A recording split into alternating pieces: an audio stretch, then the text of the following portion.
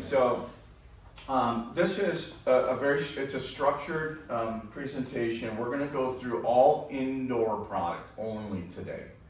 Warmup does have a breadth of product ranging from all our indoor stuff, and then outdoor we do roof and gutter, snow melt, and pipe trace.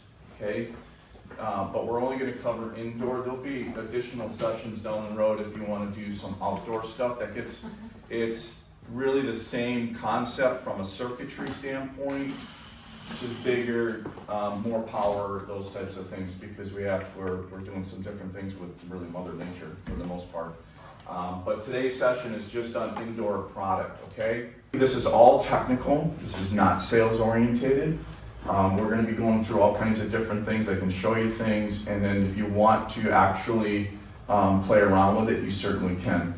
So we'll be going through each of our indoor products, more so of a highlighting where we run into, we're going to address things that we run into on a daily, weekly, monthly basis. We get calls on, and what we have to help troubleshoot. So everybody is, you're not, if a job went sideways, that's okay. We're here to learn. So our goal is to make sure that you have everything you need.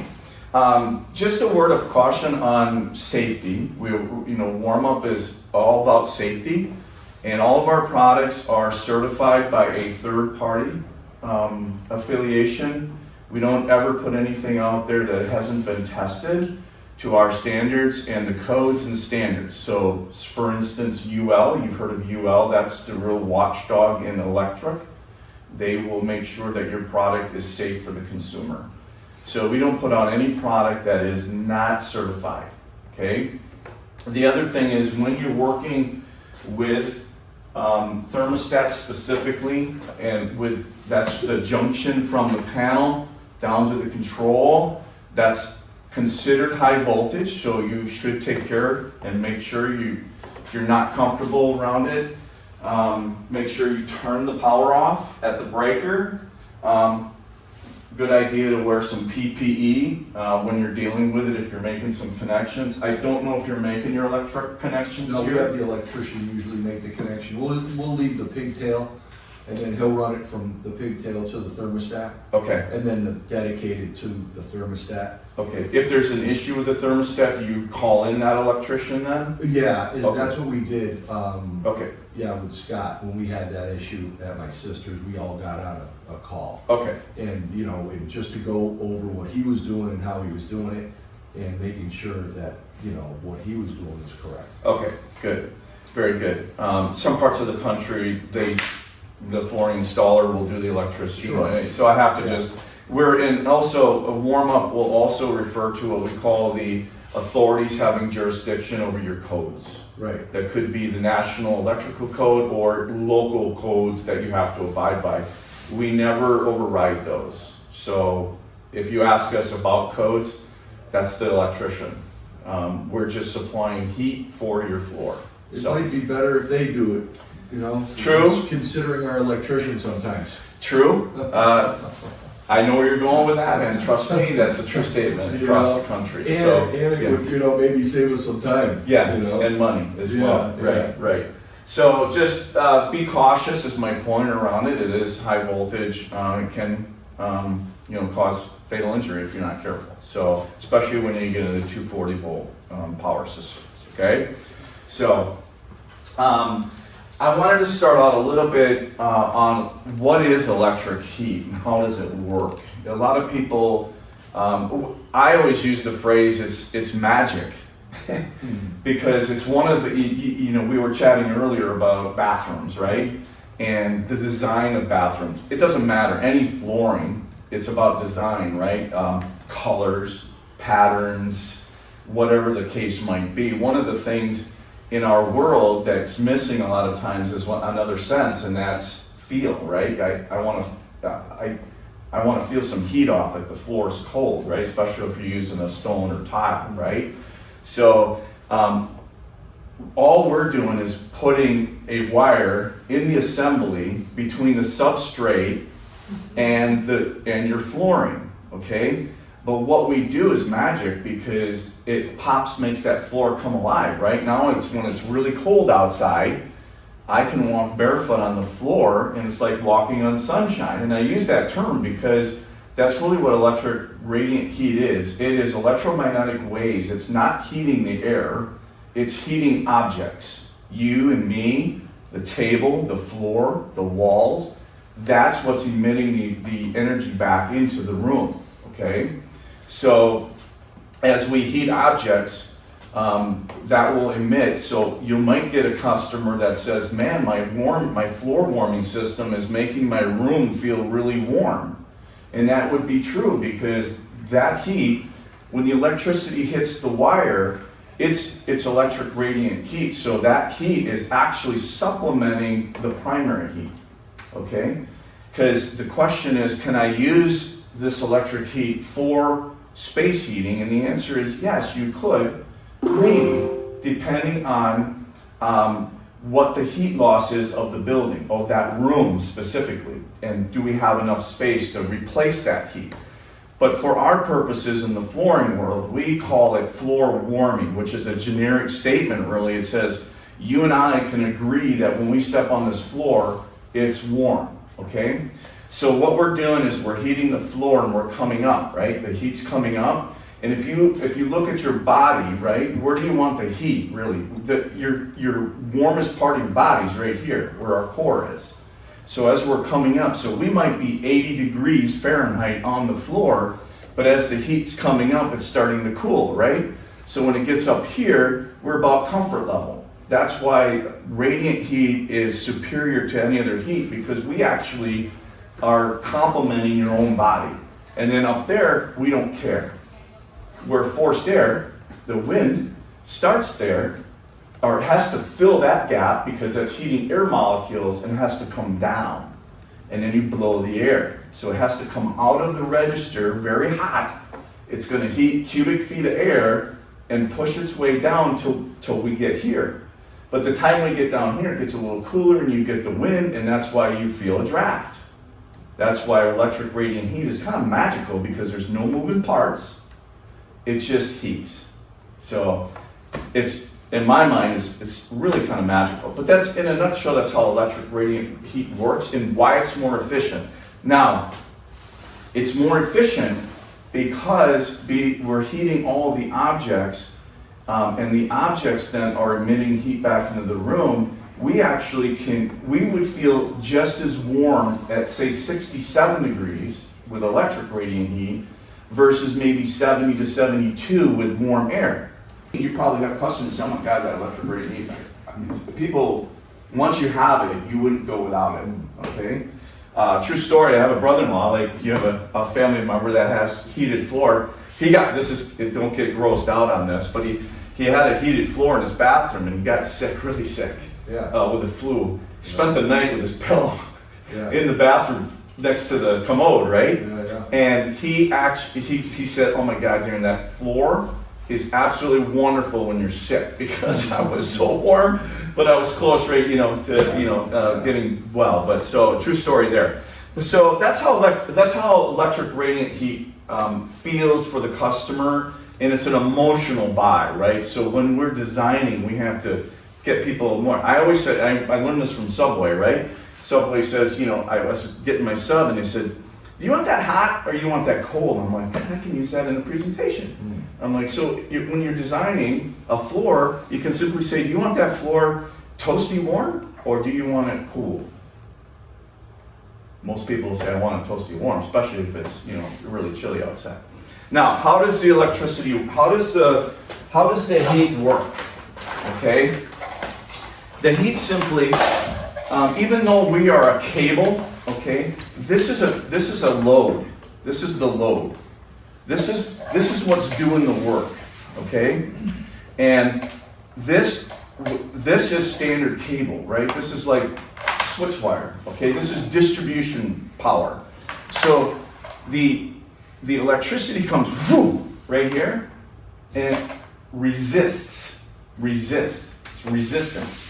So it slams right here and it slows down the electricity. When it does that, that's going to create the heat. It goes down all the way to the end, and then it's gonna go back, okay? It's gonna come back to here, shoom, takes off again. So it heats, goes to the end, comes back, okay? So this, where electricians sometimes don't really understand, is because this is cable, they think it's this, and it's not. This is the load. This is, so when we first refer to the load, we're talking about the heating cable that's doing the work, that's doing the heating in your floor. So this heats, okay? I just want to let you know that this cable then, when this is installed, this is only going to heat off of this cable about 1 3/4 inches in either direction. Okay? I'm going to talk about that a little bit more when we talk about the spacing, why that's important. Okay? But keep in mind, it has a limitation on how far the heat will travel when it's in the floor. Okay? So that's how heat works. Any questions? Okay? So that's a lot of people. So when we hear resistance, our cable has a resistance to it. A power cable really has very little resistance because you want the power to flow. Okay? So one of the things that we preach about, and this isn't just warm up, this would be the industry in general, is test, test, and test. So we call ABT, always be testing. Always be testing. I assume everybody has one of these. Multimeter. Got a multimeter? Okay. You don't have to be an electrician to do this kind of stuff, but hopefully everybody is testing when you get the product. It doesn't matter what product we're selling you, indoor, outdoor, doesn't matter. You have to test before you even do anything. Okay, when it's right in the box, pull out the cold lead, okay? The power lead, as I refer to, because this is the power side, this is the heat side, okay? Every one of our cables will have a tag, okay? We'll have a tag, and it will have the information on here, okay? Every one of our heaters will also have this green tag, okay? That green tag means that this was physically tested before it left the factory, okay? So we put this on there, and then somebody actually tested it when it left the factory. So we know every cable has passed the test, it's in spec, okay? When it comes to you, we want to make sure it's still passing the test, because when you put this in, you want it to work, okay? You want it to work. So we want to just take a quick test. So testing is super important. I can't stress, you're going to hear me say that a lot this morning, okay? Now, what do we mean by test? Well, in this blue wire, okay, there's 3 wires, okay, 3 wires. 2 heaters, elements, and 1 ground wire, okay? What we want to test, there's 3 tests, okay, 3. We're going to test core to core, and then we want to see double check and see if there's any short to ground. Because you can have resistance here, but if there's a nick or a crack in the insulation around the element, you still can have a tripping issue going to ground, even though the heater's working and there's resistance that seems to be in spec, okay? So how we're going to test, ohms is the test that we're using, resistance testing, ohms. It is symbol of the ohms. It's an upside-down horseshoe, right? Ohms, right there. Yeah. Okay, the upside-down horseshoe, right? That's an ohm symbol. So whatever meter you have, okay, whatever meter you have, you should have an ohms setting on it. Now, this is one that I have to set. I have to set it. There are other meters out there that would be auto ranging. They only say ohms, that's it. For instance, For instance, this one, there's no settings, but I can set it to ohms. Okay, so this is auto ranging meter. It doesn't matter which one you have, by the way, but if you have one like this, you set it to 200 ohms. Okay, most of our cables are going to be 200 or less. So a little bit about meters, you want to be slightly over but closest to what you're measuring. That's anything, volts, amps, whatever, because it's scaled that way. Okay, so our first test, okay, we're starting with DCM here. It's the cable, I just got it. What we're going to do is we're going to set our meter. We're just going to, and alligator clips work the best. You put those on like that, and you should be getting an ohms reading, a resistance reading, okay? And we're just going to let it balance out. Don't touch like this because you have resistance. Okay, so either hold it there or get these little alligator clips. They work the best. Okay, so we're at 17.17. Let's see if this matches. Oh, so it's going down here a little bit. Let's just make sure I get it. So 16.6, and I got 15.6. 16 points. So I'm one off. Now, resistance is also affected by heat. Okay, so if the cables are warm, it's going to give you a different number. Our policy here at Warmup, if you're plus or minus 5% of this number, we consider that in spec, because we're assuming it could be a warmer or cooler cable, but as long as we're within plus or minus 5%, that would be within spec, okay? That's core to core. Now, all I'm gonna do is I wanna go over here and put this one, it doesn't matter which way you're, okay? The colors, doesn't matter. We're just taking a resistance test. So now I'm checking to see if there is any chance that electricity could travel from here to the ground, which would cause tripping, okay? This is what we're testing here. So what we want to see here is either an OL on your meter or a 1, or this stands for I. That means infinity. That means it's off the scale, meaning good. That's good. O period, L period, it might be on your meter, or an I, 1 period. That's an I. That's good. Okay. Yeah? Okay. Now, what I'm going to do is, now I'm going to do this. I'm going to go over here and grab this side. Same number. Write this. Please write this down for your consumer. Okay? In case they call us, we're going to ask for those numbers. What were the numbers when you tested it out of the box?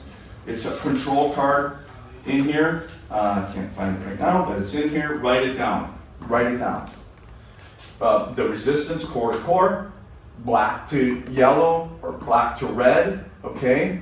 And write it down. So that's important. Now we know this cable is good cable, okay? It's in spec and no short to ground. We're good to go, okay? And by the way, just so you guys know, we color code our leads, the leads. So these two, so we'll always be a black. Yellow is 120. 120. Yellow, so if you don't know the voltage, look for this lead. What color is this? Yellow is 120, red would be 240. Okay, so then you know. Oh, by the way, in the manual here, on the back side, it gives you the range. So if you grab one of these, keep it, you know.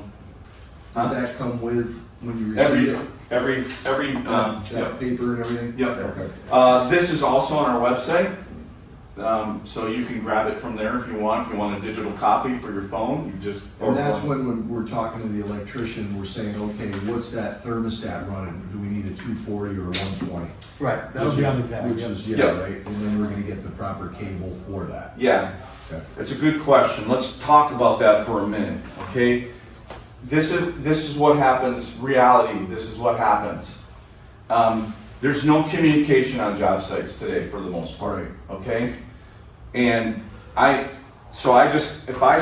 told the electrician, I got a heated floor, I'll almost bet he'll bring 240 volts to that thermostat without even asking me, which is a no-no from an electrician. They should always know what they're powering, okay?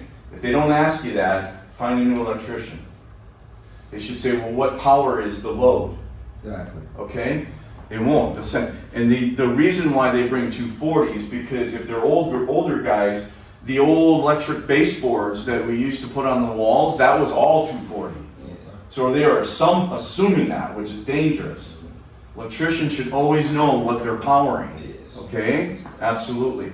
Now what happens if I put a 120 volt in the floor and the electrician brings 240 volts to the thermostat? What's going to happen is it's going to put this cable is going to see double the current, which is not a good thing. Right. You more than likely will end up blowing this out in the floor, or it's possible that you could damage the entire cable. Okay, so you got to make sure if you put 120, they bring 120. That's a serious problem. Okay, it happens too often, to be honest with you. Okay, so we know that, we know by the color, it should be, now what happens if it's the opposite? If we put 240 in the floor, then what happens to the cable and when I only bring 120 in? It won't heat. Right. Yes. It will heat very little. The homeowner says it's not working and the floor won't come up to temperature. Well, that's because you lose an enormous amount of power when you do that. Okay? So it's critical that you bring in the right voltage. I'm going to talk about that with the thermostats and what that means, so I will cover that at that point in time, okay? So that's a little bit of how the product works, how the cables work, and by the way, that's all of the indoor product. That's all that works. So what I just told you is regarding every product that you're going to see here. All right, so we're going to get going on the DCM, which I'm sure you guys are probably all using the most of. This product came out, I don't know, 7, 8 years, 10 years ago maybe now. An uncoupling. This is an uncoupling mat, okay? Uncoupling means to release, okay? So if I have a substrate, okay, and I put the uncoupling on top of my substrate with thin set material, cementitious material, adhesive, right? If the floor moves, it releases. So that would stop your tile from cracking. That's what it's meant to do. Does it do it? That's the question. That's the $1 million question in industry. Does an uncoupling actually uncouple? Okay? That's what its purpose is. From a heating standpoint, it helps us keep the wires exactly the spacing that we want on both heights and widths, okay? If you guys remember the old days, we would put fixing strips down every 3 or 4 feet, and then we used to string the wire. Well, what would happen? Well, if you look through a thermal imaging camera, you'd see the cables go like this, because it would move, right? Or they could float up or down. So some higher, which would create some hot spots, or lower, which would create some cooler spots. This eliminates that. Keeps it the same height, perfect spacing, game over. So from my standpoint, I love it for that, because it's all about heat. We sell heat here at Warmup, right? So what we want to do is make sure that that heat is dispersed across that floor perfectly so the customer gets their thing, okay? One thing, our DCM product is the only complete system that was sent to UL. So when we did our UL approvals, we sent in the membrane, the cable, that all went as a complete floor assembly to UL, and we're the only ones that did that and got approved for the entire system. Okay, so you can be assured that our system is completely UL backed. Okay, now with the membrane, a little bit about it. It's not a game changer, but just for you guys' knowledge, since this is technical, you notice that our shapes right here, that little W, which was creative, right? W on the inside, is lower than the castellations. So what that means is, guys, our competitors are solid. It's the same height all the way around. So when the heat is traveling across the floor, we're going to go around the shapes just like everybody else. But one thing we're going to do is also go through the shape, through it, so you have a more consistent, balanced heating system. Is it huge? No, but it is a talking point for you guys to know about. Okay, so what makes our mat a little different is that aspect of it. Okay, so that's and by the way, we have the peel and stick I'm going to show you, and this is the fleece. This has to be put down with thin set. We have them in sheets for convenience, and we have the big rolls for value. This is the way I put it. So these come 10 to a box, about 70 square feet, I believe. And then I'm not sure how many square, 150 square feet on the roll. So your choice, however you want to do it. We don't cut any of it. You might want to cut it by rolls, and I don't know how you purchase it, but if you buy rolls, you do a lot of flooring, it might make sense just to take a roll and then cut off what you need. But it's up to you. Smaller projects, these work great because you don't have to do a lot of cutting. It's already cut for you. All right. So the fleece, we'll start with the fleece. The fleece, thin set, doesn't matter. Modified, unmodified. Warmup does not sell setting materials. Okay, but we know modified and unmodified will work on this, your choice. Okay? One thing I will say about all products that we don't sell, make sure you get with your setting material company to make sure their product is compatible with what you're doing. Okay? Whether that's a self-leveler or a thin set. Because not all of it's created equal, as you guys know. Okay? But modified or unmodified will work.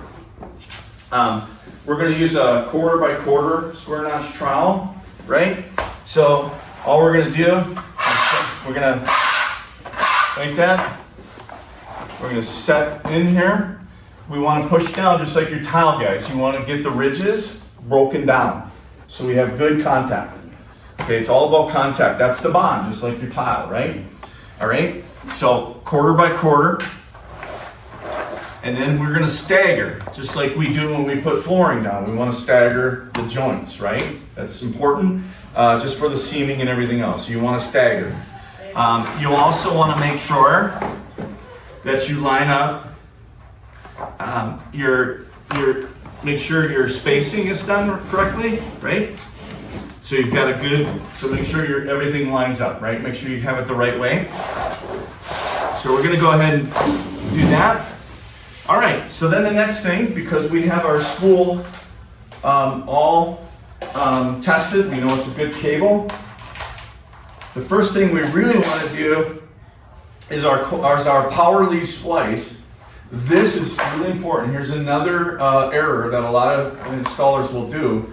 This has to be in the mortar. Has to be. It's required. Has to be in the floor. Now guys, I know this is a little wider, okay? And it sometimes can be challenging, especially if you're on a concrete floor. You've got to cut the membrane. You have to cut the membrane, and then if it's cement, you might have to chisel because this will change your height, right? You might have a little hump there, so you gotta get this below, right? But you're first gonna start out putting this in, cut it out, put it in the floor, and then I'm gonna have, if this is my wall here, right, I'm gonna have a little bit of this in the mortar as well, okay? No problem there. And then what I'm gonna do is, before I start stringing, I'm gonna feed this up to my thermostat. Is that how you guys do it now? Okay, feed that up to the thermostat. And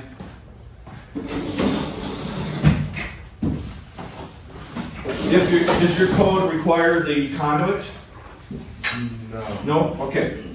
If I don't think so. Okay, I don't know. Yeah. if it does, Yeah. what you want to do is have 2 conduits. You want one for the power and one for the sensor. Okay?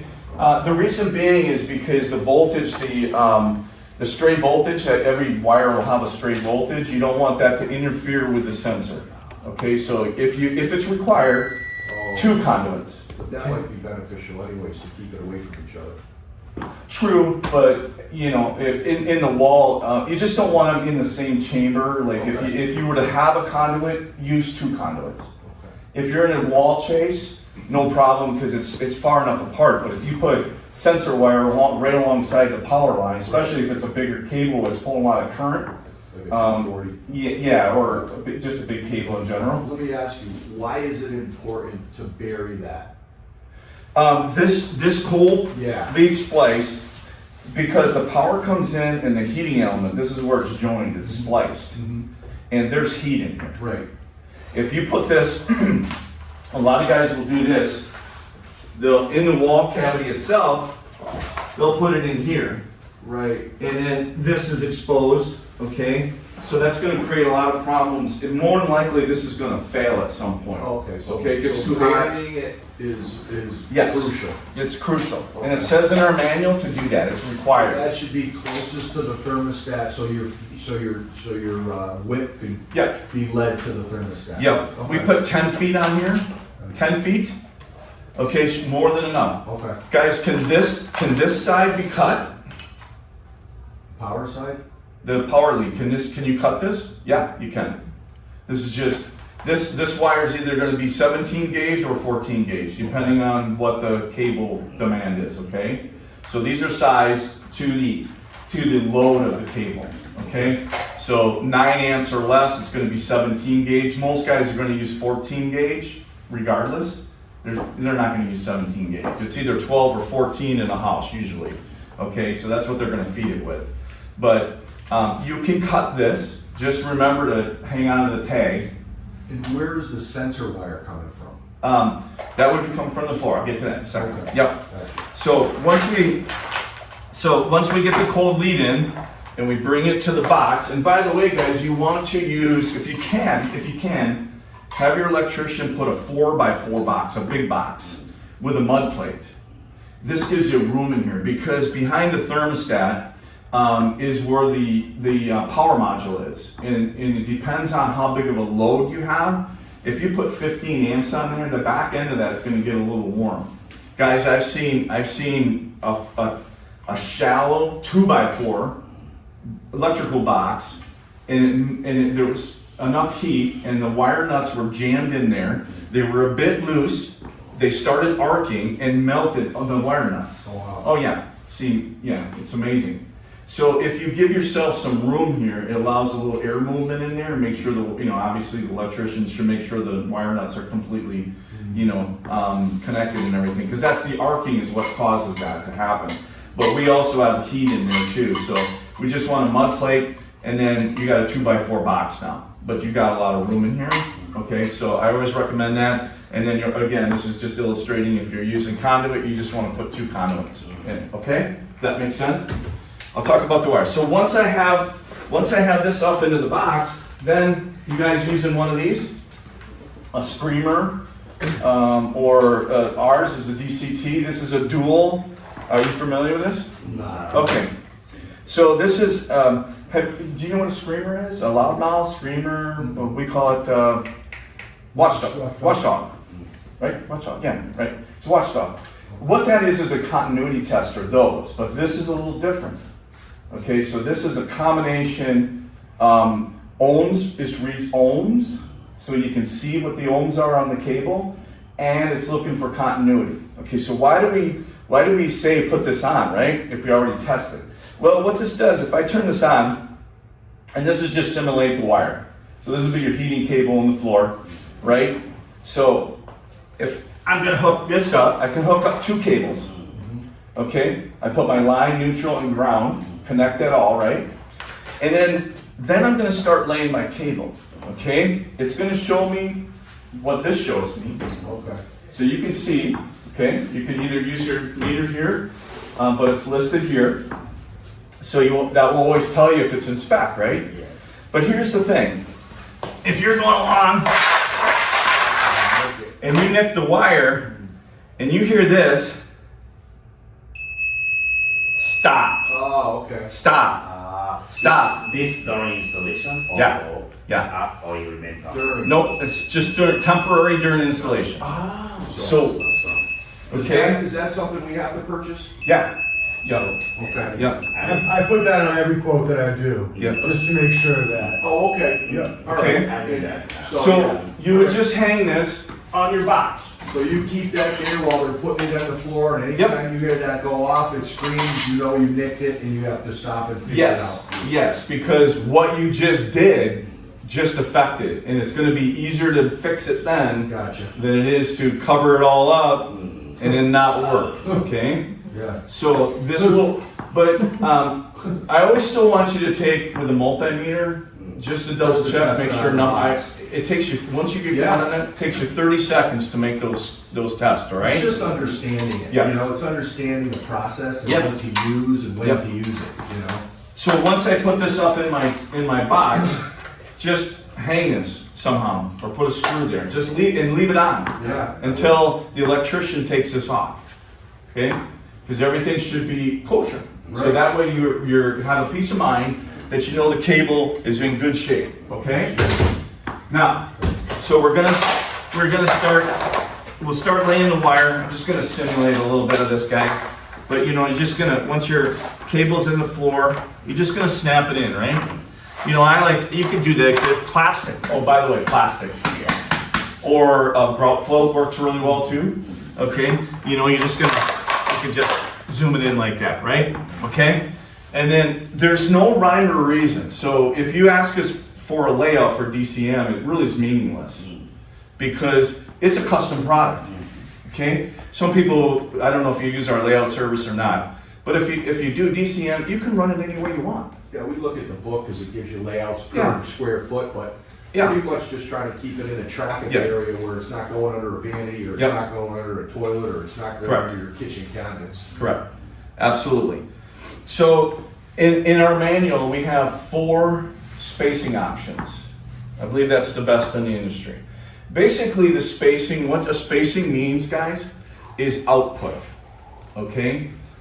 Constant wattage cable will output the same amount of heat on every portion of this wire. It's different than hydronic. So hot water comes in very hot. By the time it comes back to the boiler, it's dropped 20, 30 degrees because it dissipated the heat. Electric, it's the same heat from beginning to end, period. Okay? So then how would you change output? How do I get a hotter floor if I wanted to, or a robust, faster floor? Well, that's where the spacing comes in. So this is really, really critical. Whatever spacing you designed at, maintain that throughout the floor. Throughout the floor. Because guess what's going to happen if you don't? If you go halfway through that room and you change the spacing, is the cable going to work? Yeah. Cold spots. But what's the homeowner gonna tell you? Hey, your cable's only working on half of the floor. Well, it's working, but one half is warmer than the other half. Okay? That's critical. Because if you embed this and you change that spacing in the floor, you can't fix it. Right. It has to come up, you gotta do it again. I don't care which one of the 4 you choose, just make sure you continue through the whole room. And the tighter it is, the hotter it is? Yes. Yeah. More wire per square foot, more output. Right. Okay, so our 4 spacing is, our standard is 3, 3, 3. 3 castellations, right? That's the way it's going to be. So it's going to be, you just count, right? We're going to bend it here. 1, 2, 3. 1, 2, 3. So if 3 is my choice, it doesn't matter which way you run it.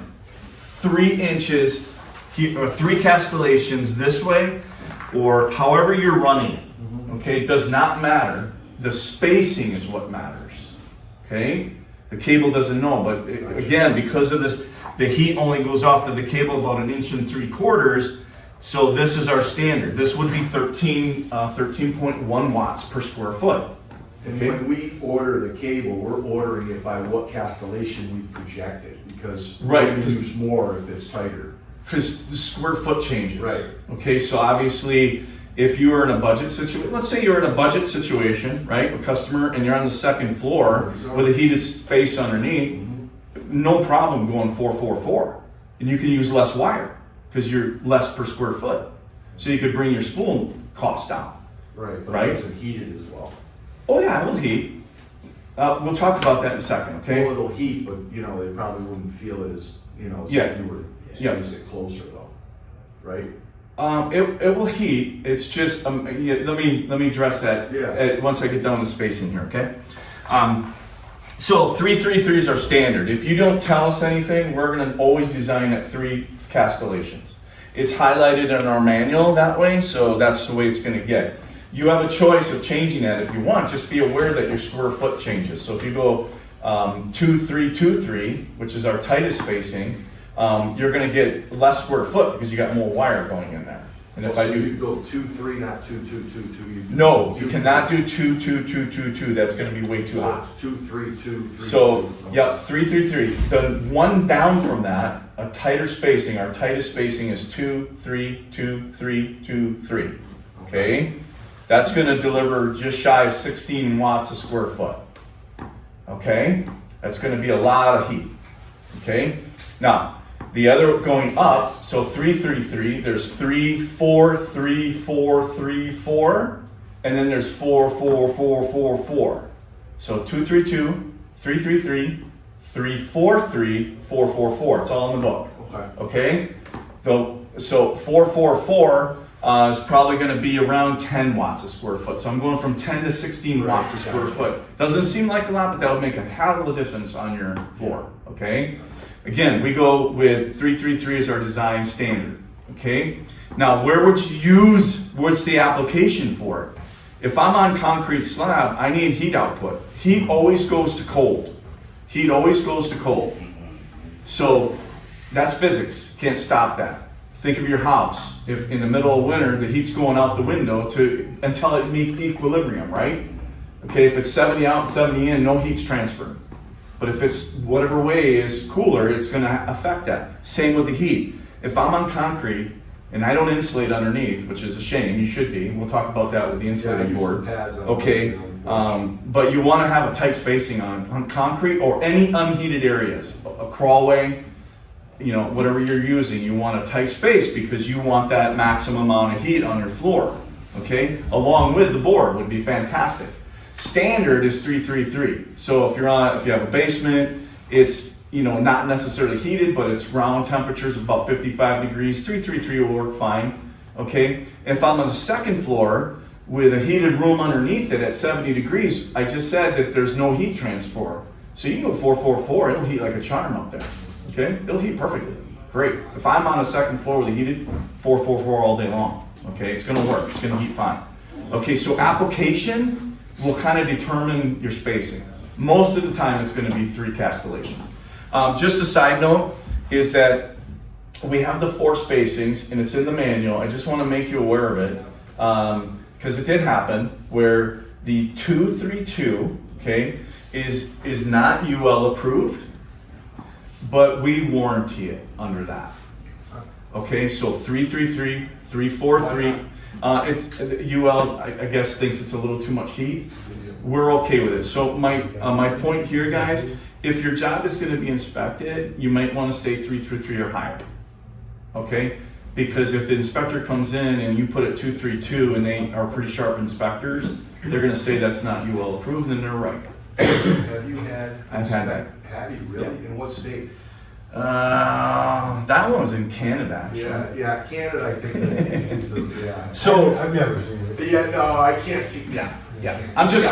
I'm just making you aware of it because it's in our manual, but people kind of miss that once in a while. I'm just making you aware of it. Yeah. Warm-up is totally fine. This wire will be warranted for 30 years if you do 232. If you do 222, no, you're out of warranty. Okay? 222 is too much. Okay? So that's 2. That's 333. If I wanted to change to 2, so this is my 2-3, right? 3-2-3-2 all the way through, right? If I wanted to do 3-4, that's my 3-4. If I wanted to do 4-4, right? That's it. It's as simple as that, right?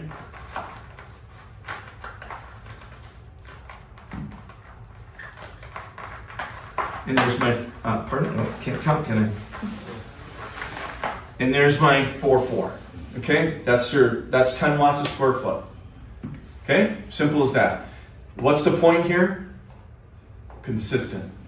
Whatever you choose, consistent. I can't, well, we don't get a ton of it, but I can tell you several times a year, a homeowner might call and say, you know, the warm-up floor is, you know, half of is there one cable? It's impossible, Right. other than the spacing. Right. And the only way to change that is rip it up and do it. Right. Can't change that, I can't change the voltage, nor will the wire accept that. Okay, any questions with that?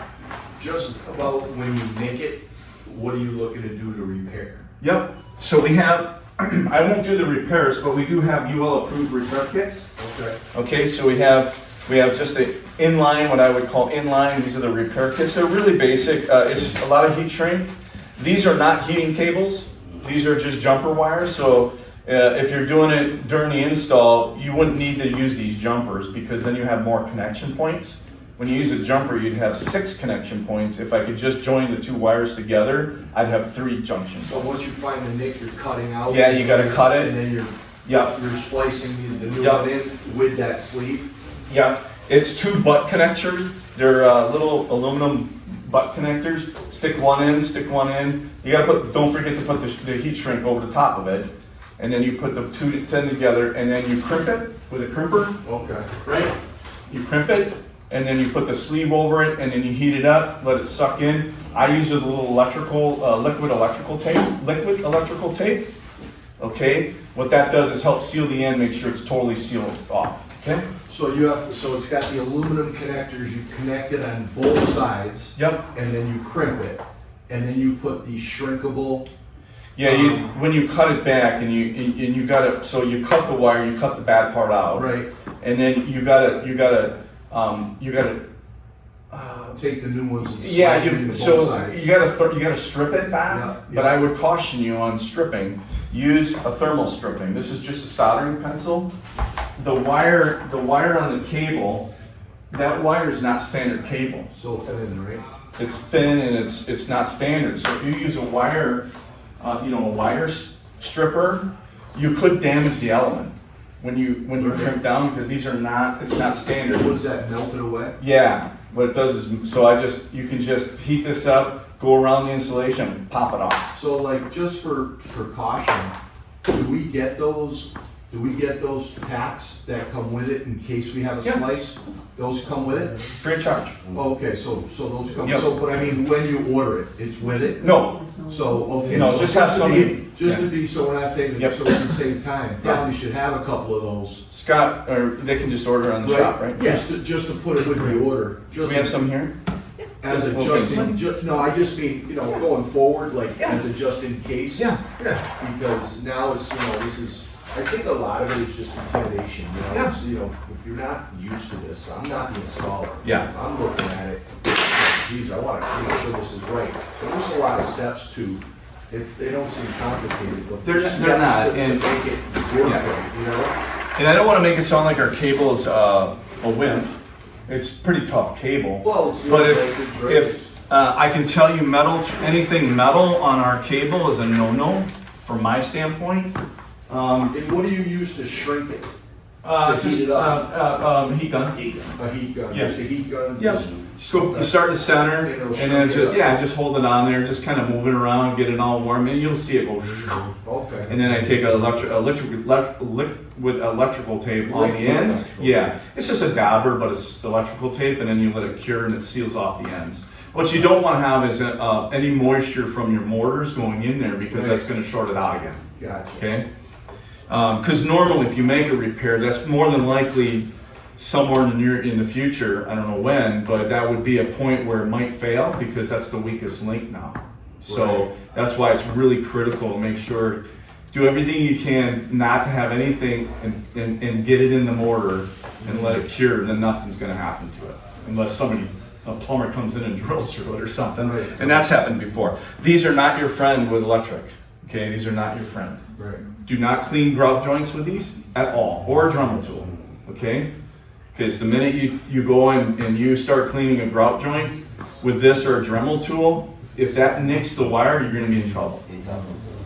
I can tell you that's probably 99% of where the breaks are in a floor is right in the grout lines, okay?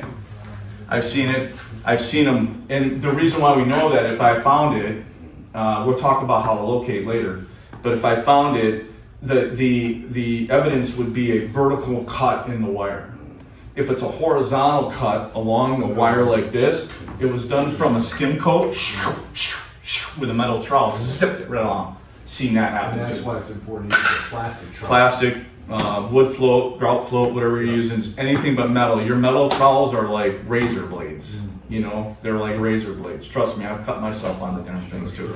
Okay, so that's fleece.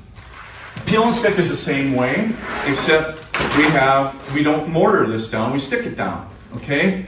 And this, you feel that? I don't know if you, have you guys used StickyMat? Or peel and stick? I don't think we have. This adhesive on the back is the same adhesive that we use in the UK for exterior roofing. It's a PSA, meaning it's a pressure sensitive. And the key, now this was designed for speed, okay? It was designed for speed. It's still uncoupling. Instead of the fleece being the uncoupling, the adhesive now is the uncoupling portion of it. That's the release point. It's really important, guys, that your substrate with that, this will be super successful if your substrate is completely smooth, flat, and dry. Dust-free, because those are bond breakers. It's not required, the only primers required when you're on OSB board. You guys have probably seen this before, right? OSB. All right, subfloor, the great old 3/4 inch tongue and groove OSB. That's usually what everybody's using now, coast to coast. You want to prime that. This, if you've got this board, you have to prime it. We don't sell primers. We did test a few primers. We do have, I can always share a list with you. It's on our Warmup PRO. Is it a specialty primer? No, Just no, a it's just regular ones that primer? we've tested Okay. that work, but we don't, we make them over in, we make a primer in the UK, but it's got such a short shelf life on it that, you know, to bring it over here and put it on the water and get it here. So we did test some, I think Latacretes and Customs and yeah, there's a few other ones we can recommend that we know work. Okay, we know work, but not all primers are. But if you're on this board, you got to prime. I would recommend you prime anyway because that takes all the dust out of the picture, covers any porous areas. Because just like a piece of tape on a piece of paper, you got to make sure it contacts and it contacts. And then you want to, I would recommend like a little 30-pound floor roller, you know, for like linoleum. Yeah, and go one way and the other way just to make sure that gets pressed down. What will happen if you don't, you can see how it strings here, right? But if you don't have really good contact, it won't bond. And you may have lifting on it. So you want to make sure it gets bonded really well. Okay, so when in doubt, prime for sure. But on OSB, it's required. Okay. It's required. On the ply. On the plywood, this is even a sanded plywood. You wouldn't have to; it'd stick really good there. But my recommendation, if I was doing it, I'd prime it. Prime it. Now, one thing about primers you got to be aware of, guys, is the primers you got to make sure it cures perfectly. Because I've had a situation, we had a situation where they were really, Holes. Well, what happened? No, what happened was they didn't let it cure to the, you know, to make it bondable, and it was a little wet, in other words. And what it does is it skims our adhesive, and it stops it from bonding.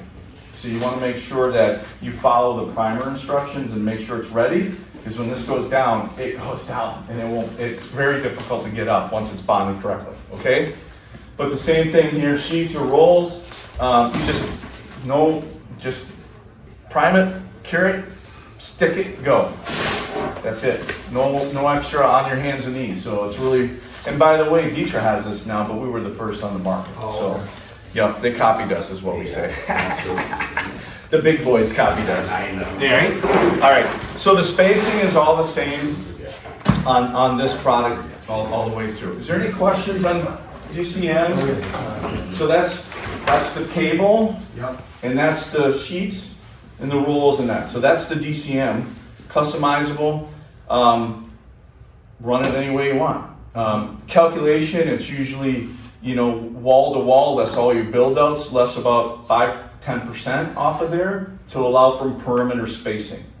Okay, so your cables should never exceed your net heatable area. Okay, you want it just shy of that. But let's say you had a requirement where you had like 86 square feet. If you leave a little bit of that 5% off, you could go to a 90, and where you would have a dump zone, which we call dump zones, would be like along a wall, because we don't walk like this. So if we're off the wall about 6 inches, we're fine. Okay? And then that's where you can dump the extra wire. Oh, okay. Okay? Behind doors is another area you could dump them, because nobody's walking behind a door. Okay? Another area you could do it is alongside the toilet. I see so many times where there's a toilet and people heat all the way to the wall. You don't have to do that because that's not where you're standing. Okay, think about us guys, we go up, we want right where our toes are. That's it. You gotta be 6 inches away from a wax ring anyway, but you don't have to go along the side, nobody's walking there. Only put heat where you're walking, okay? But you do wanna make sure you're covered. Here's another one that comes up. Like in a kitchen or a lab by the cabinetry, you have the toe kick. You want to make sure you get underneath that a little bit because people will come up and they'll say my toes are cold but my heels are warm. Well, that's a placement. Remember, heat only goes off 1 3/4 either direction. 1 3/4. If it has a toe kick, you can go under it, right? Yeah, under toe kick it's fine because it's still, by the way, cabinetry with legs that allows air to move underneath it is fine. Okay. It's when the box goes completely to the floor, nothing underneath that. Nothing. It's a waste of space, it's a waste of cable. And it's gonna overheat the floor and it's probably gonna affect that insulation around that wire somewhere in the future. Oh, so if you bury it under a cabinet, it overheats the wire. It will, because the heat has nowhere to go. The heat's gotta come off the wire, right? It's like cooking a brisket, right? You cook a brisket, slow heat, long time, right? It makes that so tender. Is that what we're having? Yeah. Okay. And one other thing with cables, showers. Let's talk about showers. This cable is waterproof, okay? So this can go in wet areas. If you're doing a bathroom and a shower, you want to use 2 cables. 2 cables. One thermostat, 2 cables. And you could hook up really as many cables theoretically as you want to a thermostat as long as you don't exceed 15 amps of total load, okay? When you say 2 cables, what do you mean? You have to. Okay, so if I have the bathroom over here, and over here I got a shower. Okay. Oh, a separate cable. Yeah. Okay. I put Gotcha. 1 cable in there. 1 cable. Take it to the thermostat. Okay. And I put the other cable out in the dry area of the wet bathroom. Okay. In another one. So I have 2 cables. The reason for that is that in a shower, if there's a problem in the floor in the shower, you really have to make sure a repair is 100% waterproof. I've fixed many floors in my day, and I can't honestly say, it's 100% waterproof. So if there's something that happens inside of the shower, you can go to the thermostat, just disconnect that cable and dead it, right? But you still have this area. It's fine. So what I see is really needs to be heated is the porch benches that Yeah. you sit your butt on. Yes. In the shower. Yeah. Because those things turn to ice. Actually, the women would really appreciate that because they normally shave in the Well, shower. that's right.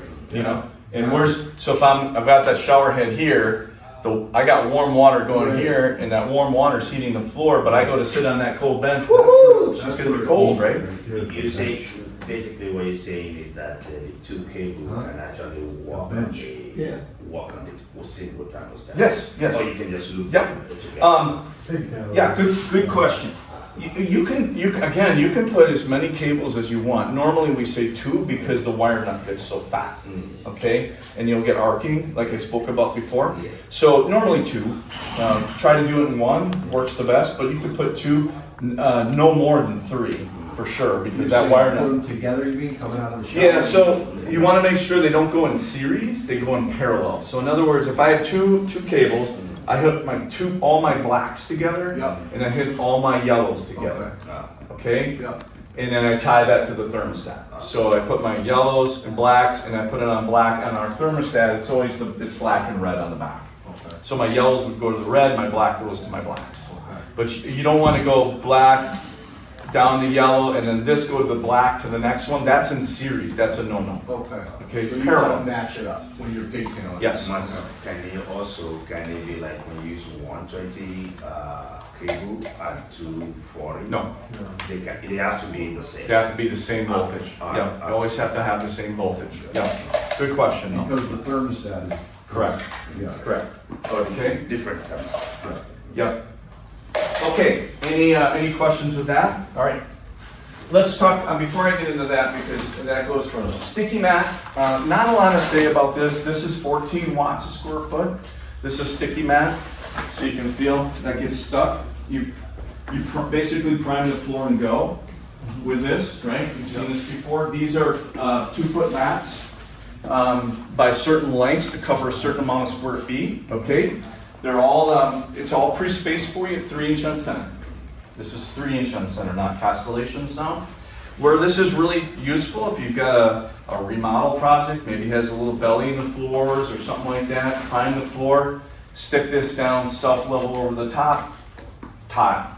Most of your tiles are gonna be large format today, so you need it to be what? You gotta be, it's gotta be flat within 1/8 of an inch, 10 feet, either direction, right? So it's important that self-levelers will do that for you. Great application for it. Normally you're gonna see this in square rooms, rectangle rooms, L-shaped rooms. You can cut the orange, you can't cut the cable. And I didn't make that a note before. Never cut the heating cable, obviously, okay? Because that's gonna be a problem for you. But you can cut the mesh and flip and turn it. So if I go on down, I can cut the mesh, flip it over and come back. Or if I'm doing an L shape, I can cut it, flip it and go to the right or the left, whatever I want to do. It's in the manual, all the different configurations that you can flip it, okay? But also this has a very low profile, so if heights are an issue, from one floor to the other, this is 1/8 of an inch versus that's 1/4 inch. By the time you get mud on there, before you start tiling, you're gonna be up 1/4 inch on that. Here you're gonna be about 1/8 of an inch, okay? So this is low profile product. Other than that, it's wired the same, 120, 240. What lengths does it come in? Help me out, Scott, what lengths? 20 inches and 3 feet. The lengths go like 6, 9, 12, 15, Yeah. all the way up to Would that covering. just really be used for like a straight run somewhere? No, not Or just would you straight. keep using it, you know what I mean? Like connect, you know what I mean? Because if it's only It 90 really, feet- it's like Tetris for this. It's like you're filling a space, but you don't have fluctuation like you do on DCM. I can't change the spacing on here without pulling the wire all off. It's nice if you have like a 3x10 area. This comes in a 3x10. You just okay. roll it out and you're done. Yeah. Oh, it comes in a 3x10. Yeah. Yeah. So it would be, so if you said, if you had a 50 square foot room, you could buy a mat, and it would be more so for the shape of the room. So if you had to go around things, DCM works best. Right. If you're just a square, rectangle, whatever, where you just run it, sometimes this is faster, okay? Because I only have one step, I just prime and stick and go. And this is only good for when you are doing self-leveling or No, you can fit Under setup. LVT. on there, you can do everything directly on it.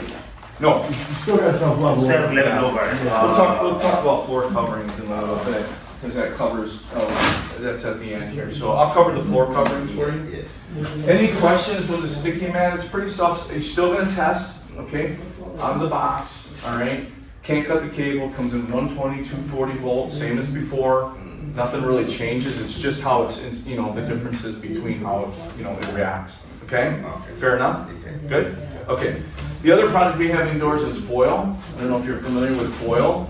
This is the only product we have in the lineup that doesn't require a thin set material or self-leveler. You can't use that. So it gets its heat spread from the foil. So this is wire that's embedded in between a couple, some aluminum. It goes face down. Okay, this is only available in 240 volt. And this would, I believe this is 20 inches as well. Yeah. But you can also, like StickyMat, you can cut the foil and flip and turn it, just like StickyMat. If there's any cable that's exposed on the floor, use our aluminum tape and just cover it with aluminum, because aluminum is what's transferring the You heat say to the floor. flip and turn it, what do you? Flip and turn would be, if I cut right here, this whole mat flips. I can flip this section over, right? So if you have a rectangle, you're gonna go down, and then you're gonna cut, flip, turn, come back, and you're gonna keep. Sorry, it's gonna be samples. That's okay.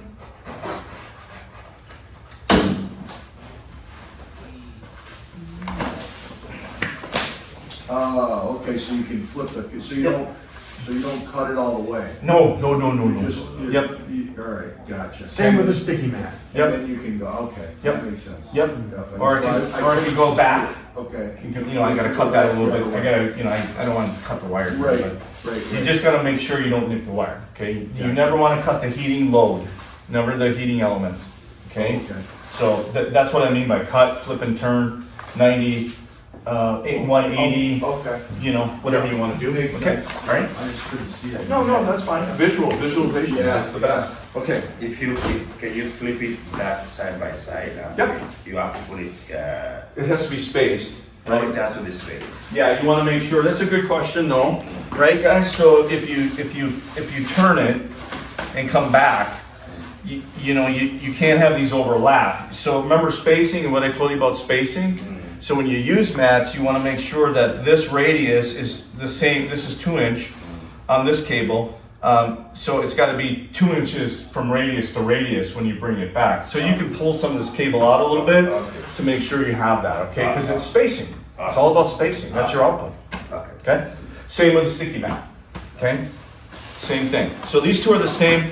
This product, though, you've got to have an underlayment underneath it to protect the wire. We sell a couple different, we sell one version that's kind of standard that we use. It's a WIB, right? WIU.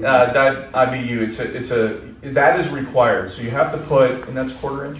Yes. It's 1/4 inch, and you have to put that down first, and then you just lay this down, and then to hold it in place, just take some aluminum tape and tape your corners, and then it gets hooked up to the thermostat, 240 only. Okay, but you got to have underlayment underneath it, the WIB, or you can use Ultralight. Okay, or if you're going to go under carpet, if somebody wants carpet, you can use the carpet pad, providing it's 6-pound density or higher. So if they have a 6-pound density carpet, you can put that down. You put your foil over the top. You wouldn't need the other product as long as we have something to go solid on. So in other words, you're not putting this directly on a substrate. Okay, and then you lay the carpet right on top. How many materials can go on top of this one? Sorry. Like the ceramic go on top of this one? No. ceramic? So the floor coverings for this is going to be carpet, laminate, Laminate. Okay. not LVP. Non-vinyl. Right. So laminate, true laminate floor, because that's more of a wood-based product. Okay. And then engineered hardwood, Engineer. Okay. and that could be float. Okay. You can do nail down with engineered hardwood, but you have to put sleepers in. Sleeper strips. Do you have to use that product with that type of flooring? No. Or can you still use all the? You can use the other stuff. Okay. The only thing allowed on is laminate, Okay. carpet, or engineered hardwood. Okay. And you have to have something underneath it. Like this. It's got to be. You can use Ultralight. It's over 6-pound density. You can use our WIB, Yeah. or you could use a 6-pound or greater carpet pad. Okay. Either way, but it has to go down, and then the product gets laid over the top of this. On top of it. Is there any other product coming on top of this, or just the finished materials on top of this? Yeah, your finished flooring goes right on top. Okay. Yeah. Makes sense. Yeah, so if you're doing a nail down, obviously you can't nail the wire, so you have to put sleepers in. So you have sleepers every 20 inches, roughly the same height, right? Whatever the heights are. And then when you run your hardwood perpendicular to the sleepers, and that's where you're nailing it, into the sleepers. And then it would work. Okay, so, yeah. In the basement also? Yeah, that's not a requirement in the room. Oh, there is in wet areas though. You can't use this in the bathroom or kitchen, that's a wet area. Okay. You wouldn't use it in a garage, but kitchens and baths are considered wet areas. Anywhere water is normally present, okay? Normally present, okay? To your point though, Craig, you can always use this system if you want. Yeah, but if you went down, like if we were doing a floor engineered wood in the basement, you always have to use the sleepers for the nailers, Yeah, right? To shoot it. You don't want to take a chance shooting your wire. Right, so Yeah. you're just, and then you're gonna run it. Because you can see the sleepers as you're putting the boards down, you can Right. see right where you're Yeah, nailing, right, on the you know, top.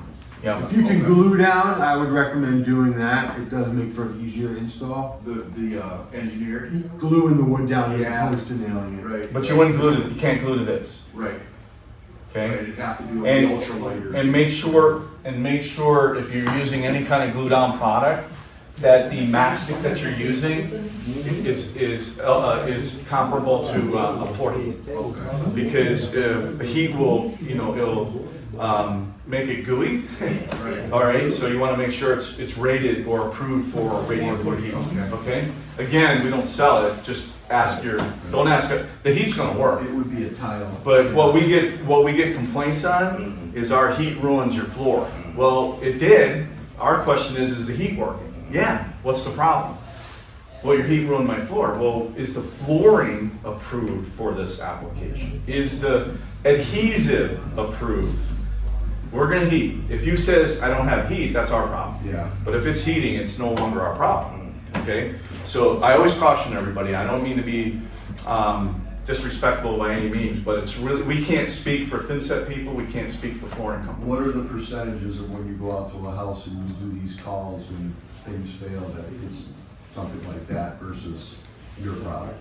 Oh, What's the most percentage, of, I would say 99% of the errors are, now, this is an installer, this installation error. Yeah. That could be the electrician brought the wrong power, that could be the plumbing guy drilled through it, that could be the shower door guy drilled through it, a door stop went through it, Makes a something fire. other than a failure on our part, Yeah. it's 99% easily. Yeah. But we'll help as best we can, Yeah. okay? All right. And then, so before I get into the In-Slab, DCM StickyMat foil. Any questions with that? It's pretty self-explanatory. Everything I'm covering here is in the manual, by the way. The last thing, this product is our Ultralight. Has 4 characteristics to it, or benefits. First and foremost, it is an uncoupling. This is uncoupling, okay? The gray is the uncoupling. So this goes gray down. Same trowel, quarter by quarter, break the ridges, you're good to go. Stagger the joints, just like we did on that, right? So that's the first thing. The second thing is it's a thermal break. So this is 1/4 inch thick. When I mean thermal, so if I use this on an unheated area or on concrete, what we want to do is stop as much as possible the heat going to the cold and bounce it up to the surface where we want it. Okay, that's the key. The third thing is acoustical. So if you're doing a multi-floor and you need acoustical, this works perfect for that. Okay, you can give them heated floors and acoustical. This is a STC 53, which means basically you can't hear talking from floor to floor. Oh, wow. Okay, it's very good. Okay, it's in our specs, and Scott can give you So those. it's an actual soundproofer. Yes, Yeah. yes, it works very, very well. The R value on here is 0.63, not super good, I'll admit, but that's not our purpose. Our purpose is to bounce the heat up. The fourth and most important thing is the aluminum underneath the red. There's an aluminum piece underneath this red. What that does, it zips that heat as fast as it can across the floor. If you put this down, your customer should see a payback within 24 months. Okay? Roughly, depending on their usage and their cost per electricity. Okay? Now, why is that important? Well, because the faster I heat up a floor and get it to temperature, the less it runs. Simple as that. And that's what this does. Okay, so it's all about performance and cost savings. That's what this does. Okay, I'm not sure the cost of it today, but probably somewhere around $4 a square foot retail. Yeah, exactly. Okay. All right, but same thing. This is performing super I use well. that on a slab in my porch. Yeah. And, I sprained in this old porch, and it works well. Yeah. It does. You can really see the difference. And Yes. I am kicking myself that I didn't run it into my kitchen and down Yeah. the hall. Yeah.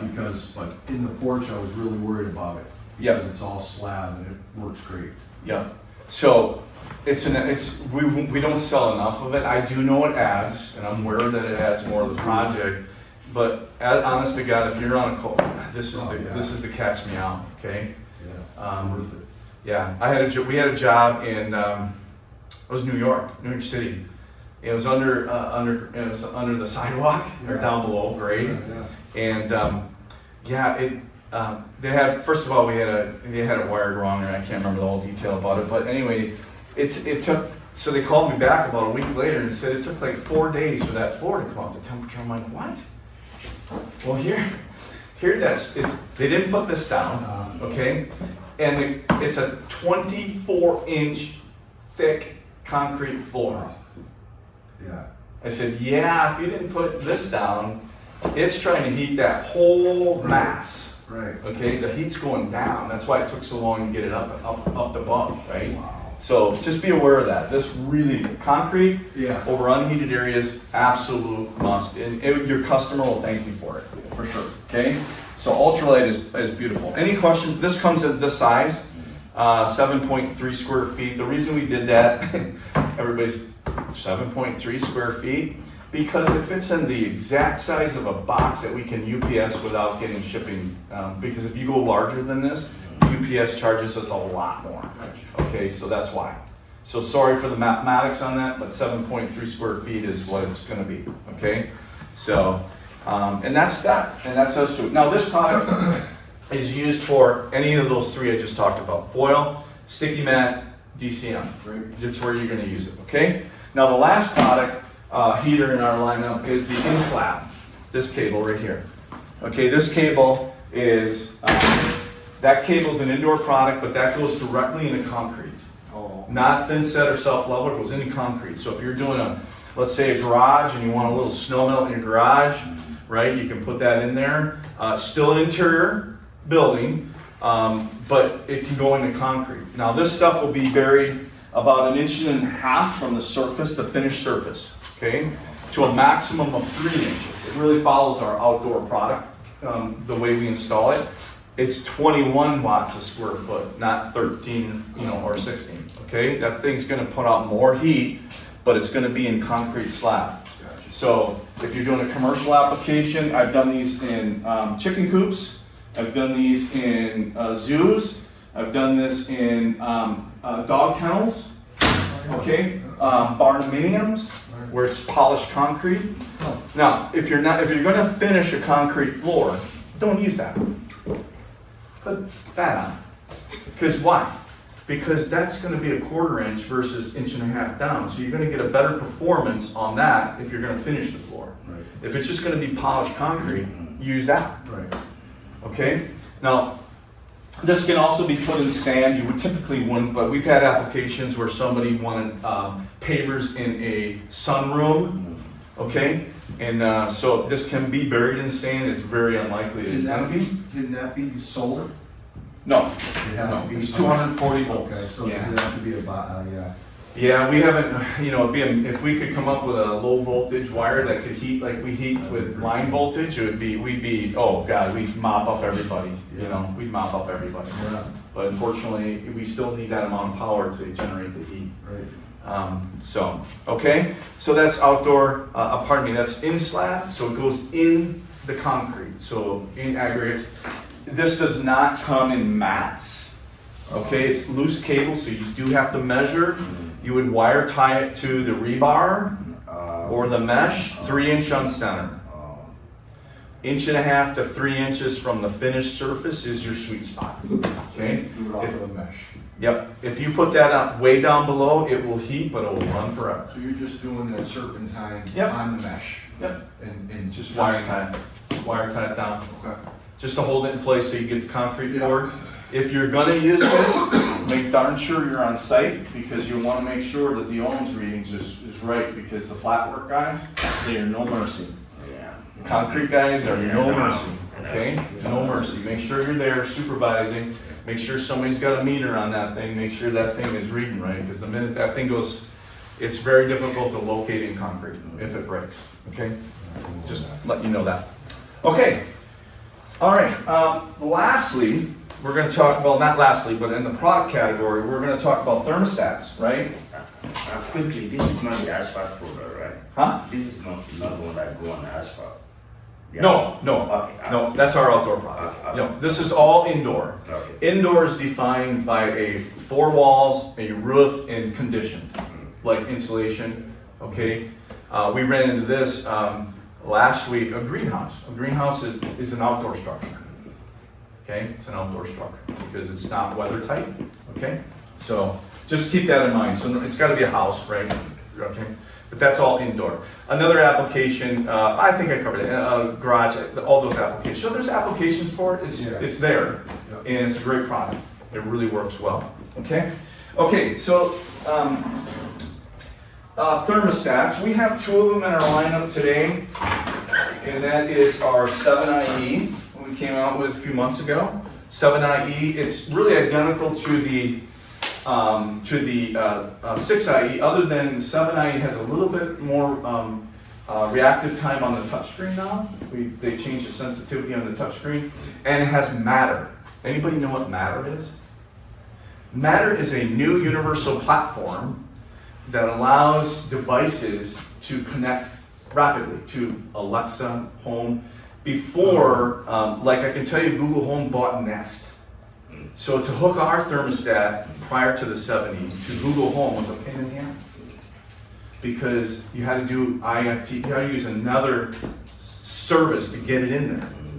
And because they wanted everybody to buy Nest thermostats, okay?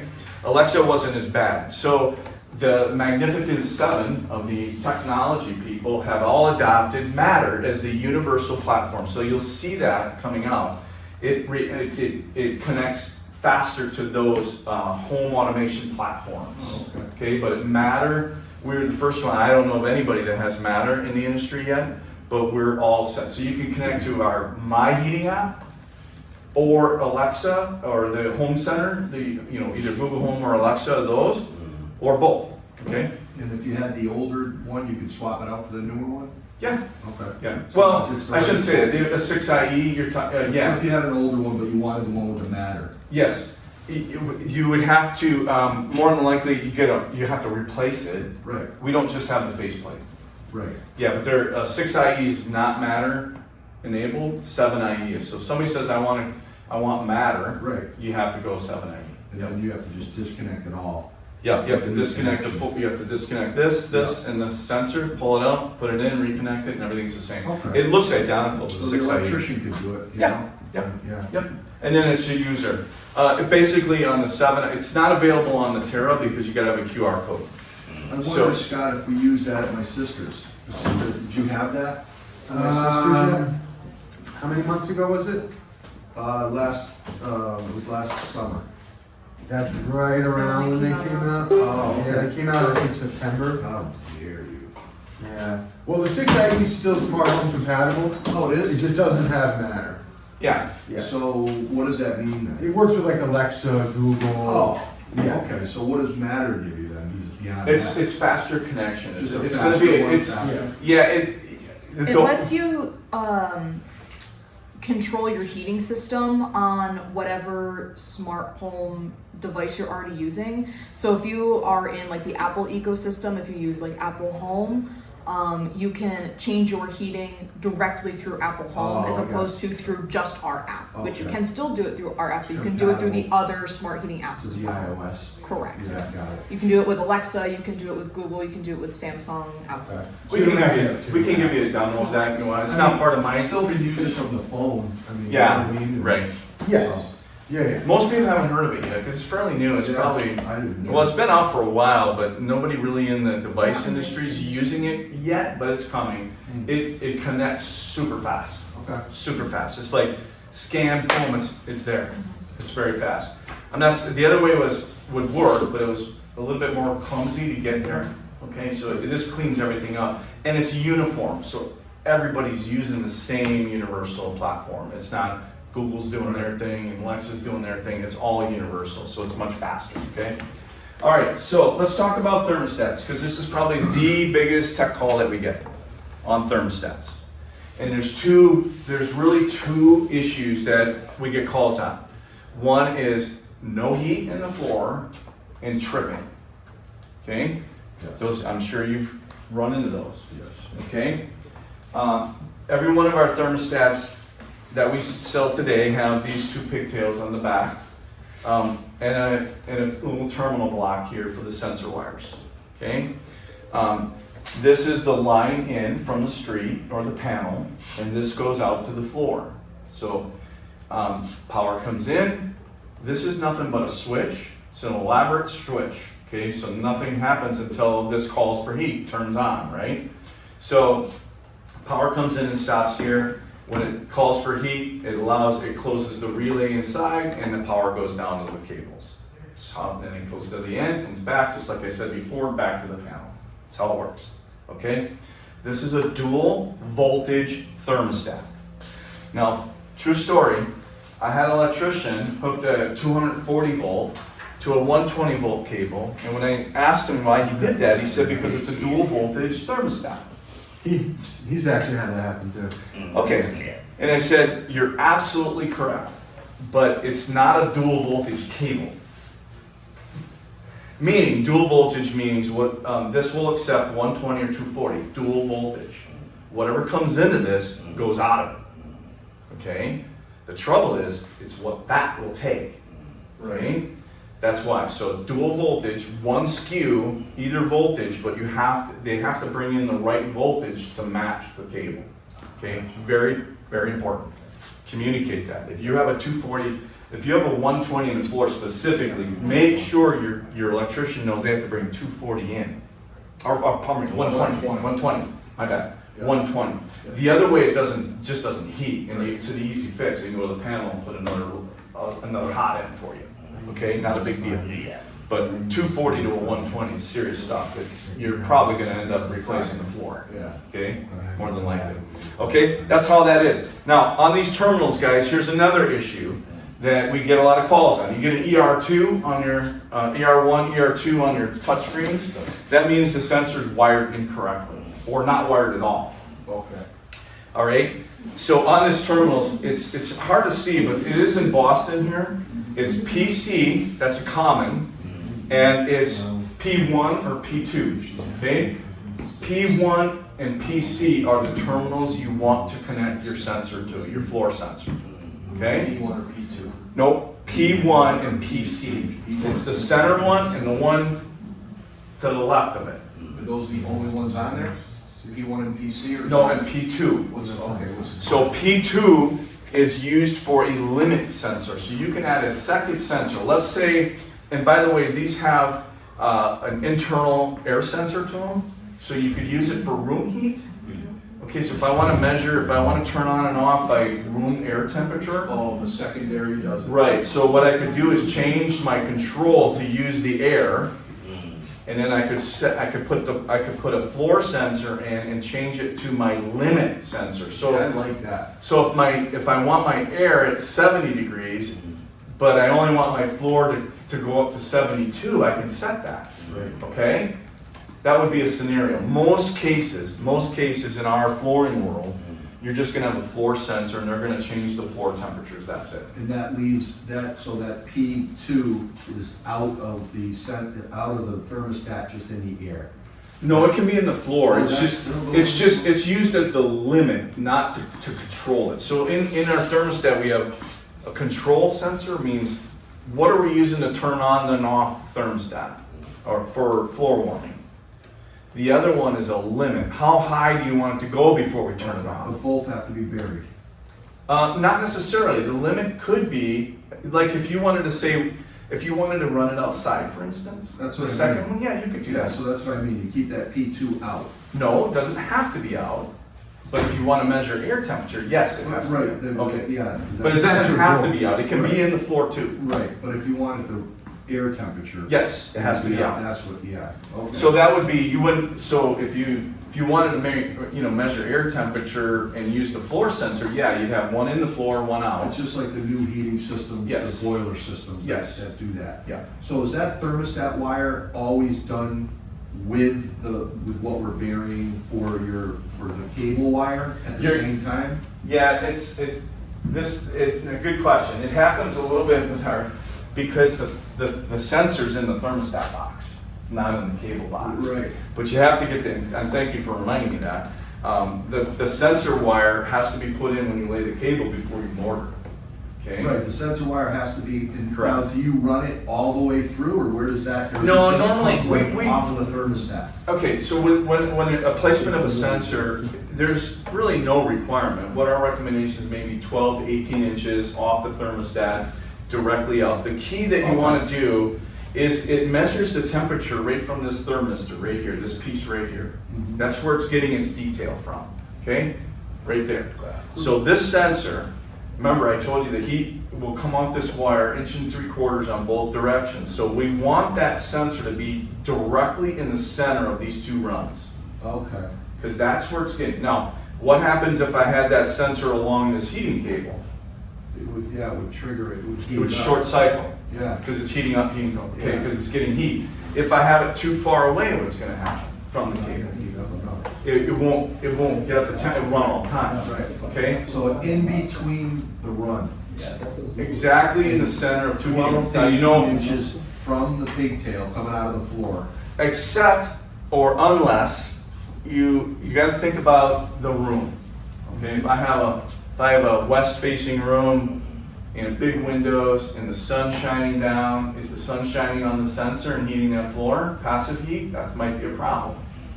If I have a customer that's going to anticipate using a rug, a throw rug, and it covers, that's insulating it, that's going to affect the temperature on that sensor. Okay. Okay, so there's no wrong or right answer. If you asked us, 12 to 18 inches off the thermostat in between two And runs. the thermostat wire splices into both, or is it just one wire going into the sensor part of the thermostat? It's one. It's just one. It's one. This is what we get. So it's Okay, just one going into the P1 or PC. correct. And Okay. they're black and white, and there's no polarity, and there's no voltage on those. Okay.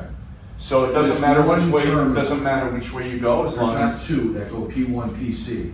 It's just one wire going into P1 or PC. No, there's one black and one. Okay, so yellow. it's still two, so Yeah. P1, PC. Yep. Got it.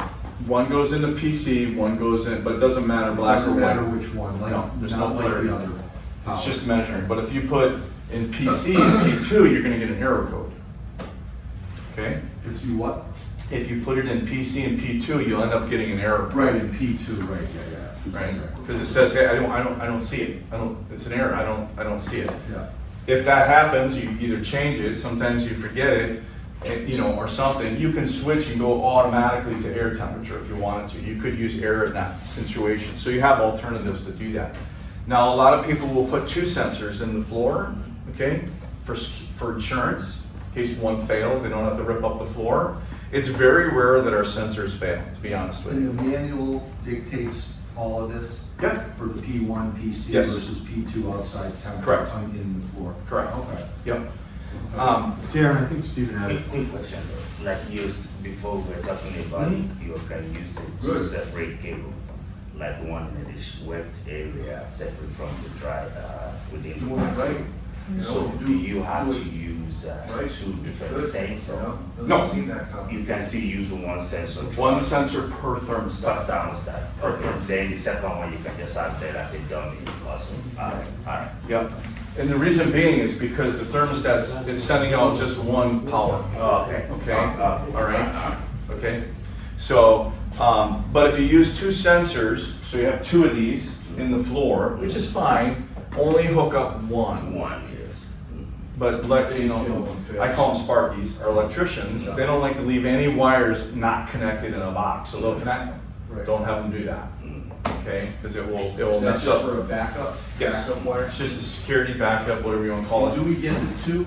No. So you'd have to ask for the second one? I always quote the second Yeah. one. I think You always we do. do like- Yeah, just, Do you we need- don't do a lot, so, we're trying to, Yeah, I like to do. if you want to do it, it's fine. It's a cheap peace of mind, to be honest with you, Yeah. if you want to do it. Right. But I can tell you from a technical standpoint, very rarely do we have any issues with our sensor wires, Okay. other than they're wired wrong.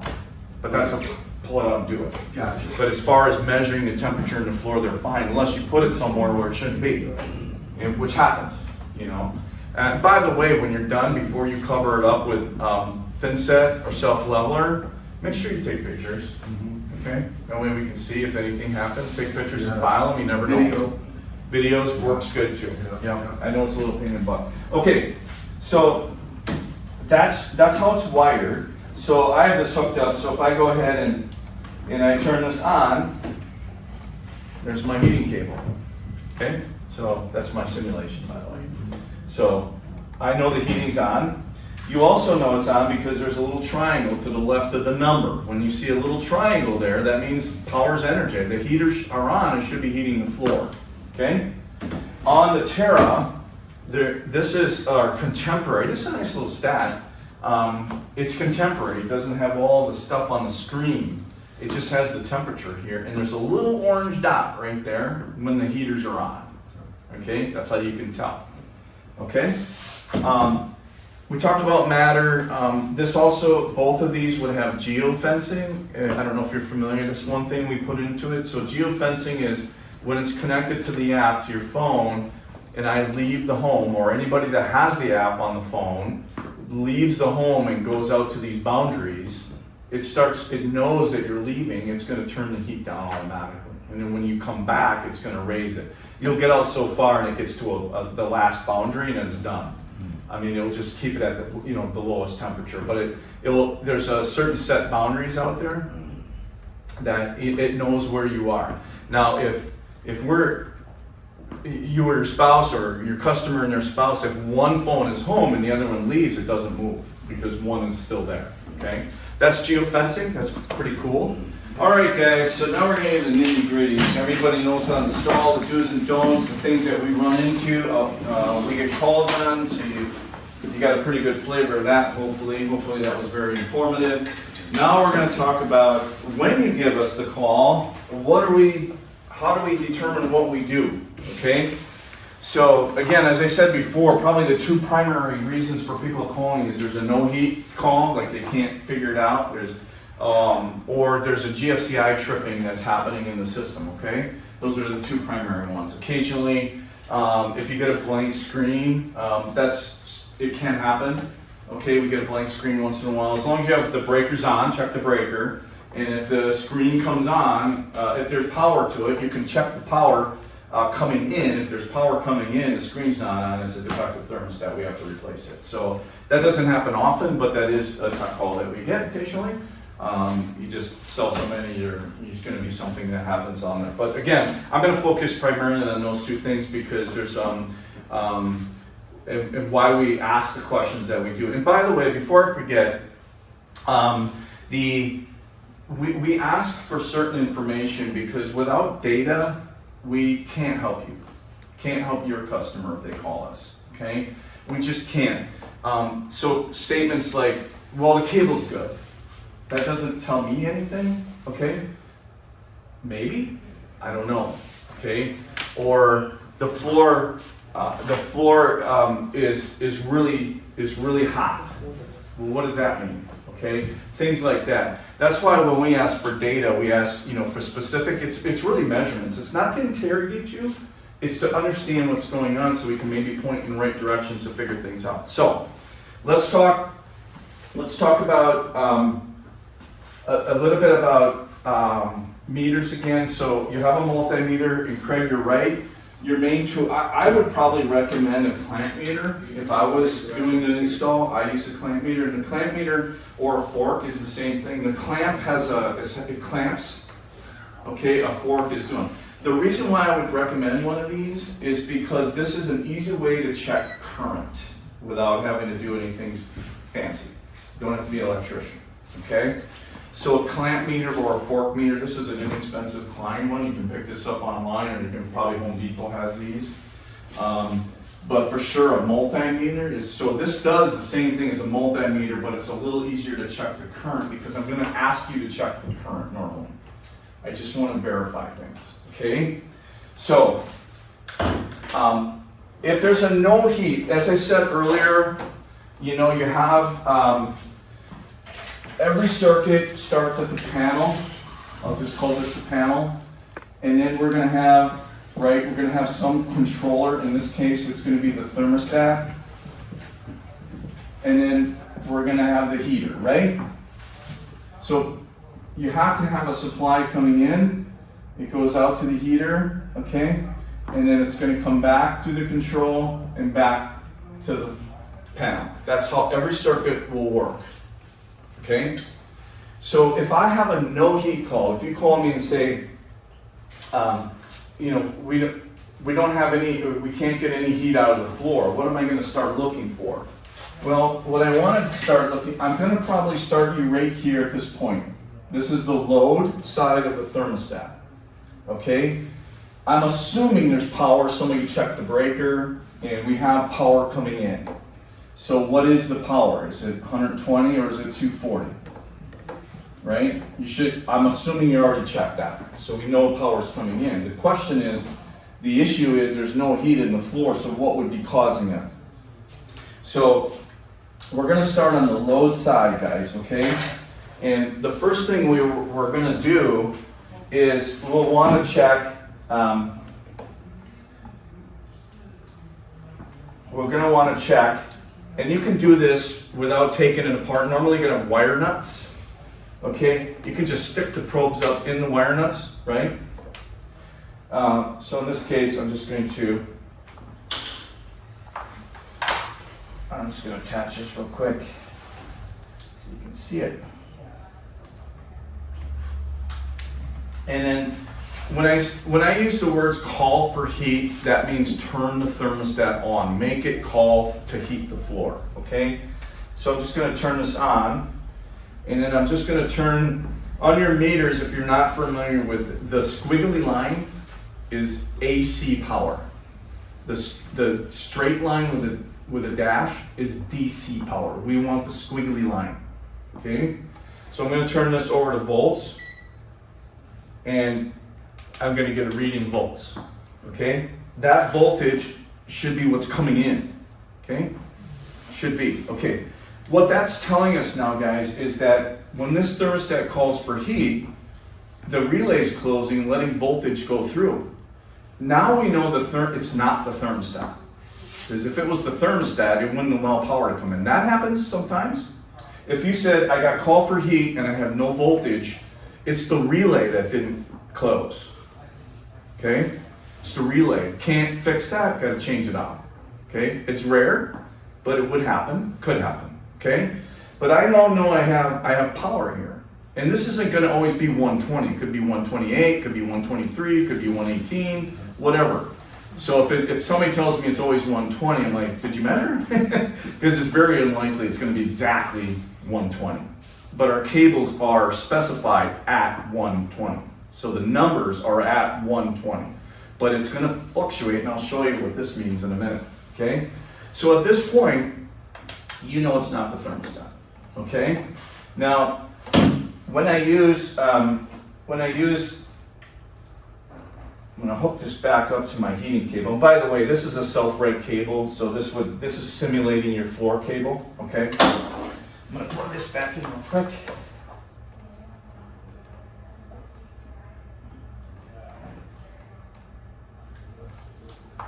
And I'm gonna go ahead and I'm gonna turn this on. Okay, before I undid anything, I tested for voltage. Now with this fork meter, I can see what current is going through, okay? And current is with an A squiggly line. That's current, okay? All I'm gonna do is I'm gonna take this fork, and there's lines here where I need to place the wire. I'm gonna take one of the wires, doesn't matter which one, and I'm just going to hold it there, and I should get an amp reading, okay? And here I'm getting an amp reading, which should be, it's spot on, okay? So in this case, if I didn't get anything on that amp reading, that means there's no current flowing into the wire, meaning that floor is not gonna heat, zero current, but voltage present, zero current equals no heat, okay? Let me explain current. In case, I'll give you an analogy. Think of electricity as a plumbing system where you have a pipe and you have it full of water, and the water flowing is the current. In electricity, it's going to be electrons, not water. If there's a break in the pipe, water doesn't continue, it flows out. In electricity, it just stops. So if no current, no power is going in the floor, there would be no heat at all. So that's why I have you check the current, because I know power. Let's check current while it's still going. What do you got? I've got nothing. Okay, what's next? Okay, so now we know there's no current, this won't heat at all. So now we have to, what we'll do is we'll shut the thermostat off, we'll disconnect the ground and the heaters totally, so they're isolated, they're disconnected, and then I'm gonna go and do my test again on my multimeter, or this, either one. I'm gonna go to ohms, resistance, okay? I'm gonna check again. I'm going to expect that you'll probably see on the core to core, it will no longer be in spec. It will be OL, it'll be something really goofy because now you have a cut, you have a break in the system somewhere, okay? So that would reveal itself or show itself on a multimeter. And we still want to do the 3 tests, core to core, core to ground, okay? All right? And that will determine if you have a break. If you have a break, I'm going to bring how to locate the break, because all we know now is, okay, if I can use the analogy of a homicide, shouldn't do that, it's pretty morbid. What we're saying is we have a dead floor, but we don't have a body. In other words, we can't determine the cause yet because we don't know what happened, okay? So we get a lot of calls where people say, you know, how do I make a warranty claim? Well, how do we know it's a warranty yet? Because we haven't found the body. We don't know the cause of death yet. We don't know what, it could be us, could be you, I don't know. So that's just to give you some idea that we always get, you know, that everybody wants us to replace everything and pay for everything, but it's like we don't know what happened yet, you know. So that's why the date is critical, okay? So if we have a tripping issue, okay, so that's a no heat. So all we've done so far is determine something in the floor is causing the problem. It's no longer the thermostat that's causing it. Power coming in, power going out, no current. If we have current going through, but the GFCI is tripping, okay, just shows up red screen. Gotta test it, right? So you get a tripping issue. The thermostats all have a GFCI circuit in it. GFCI is ground fault circuit interrupter. Okay, they're right here.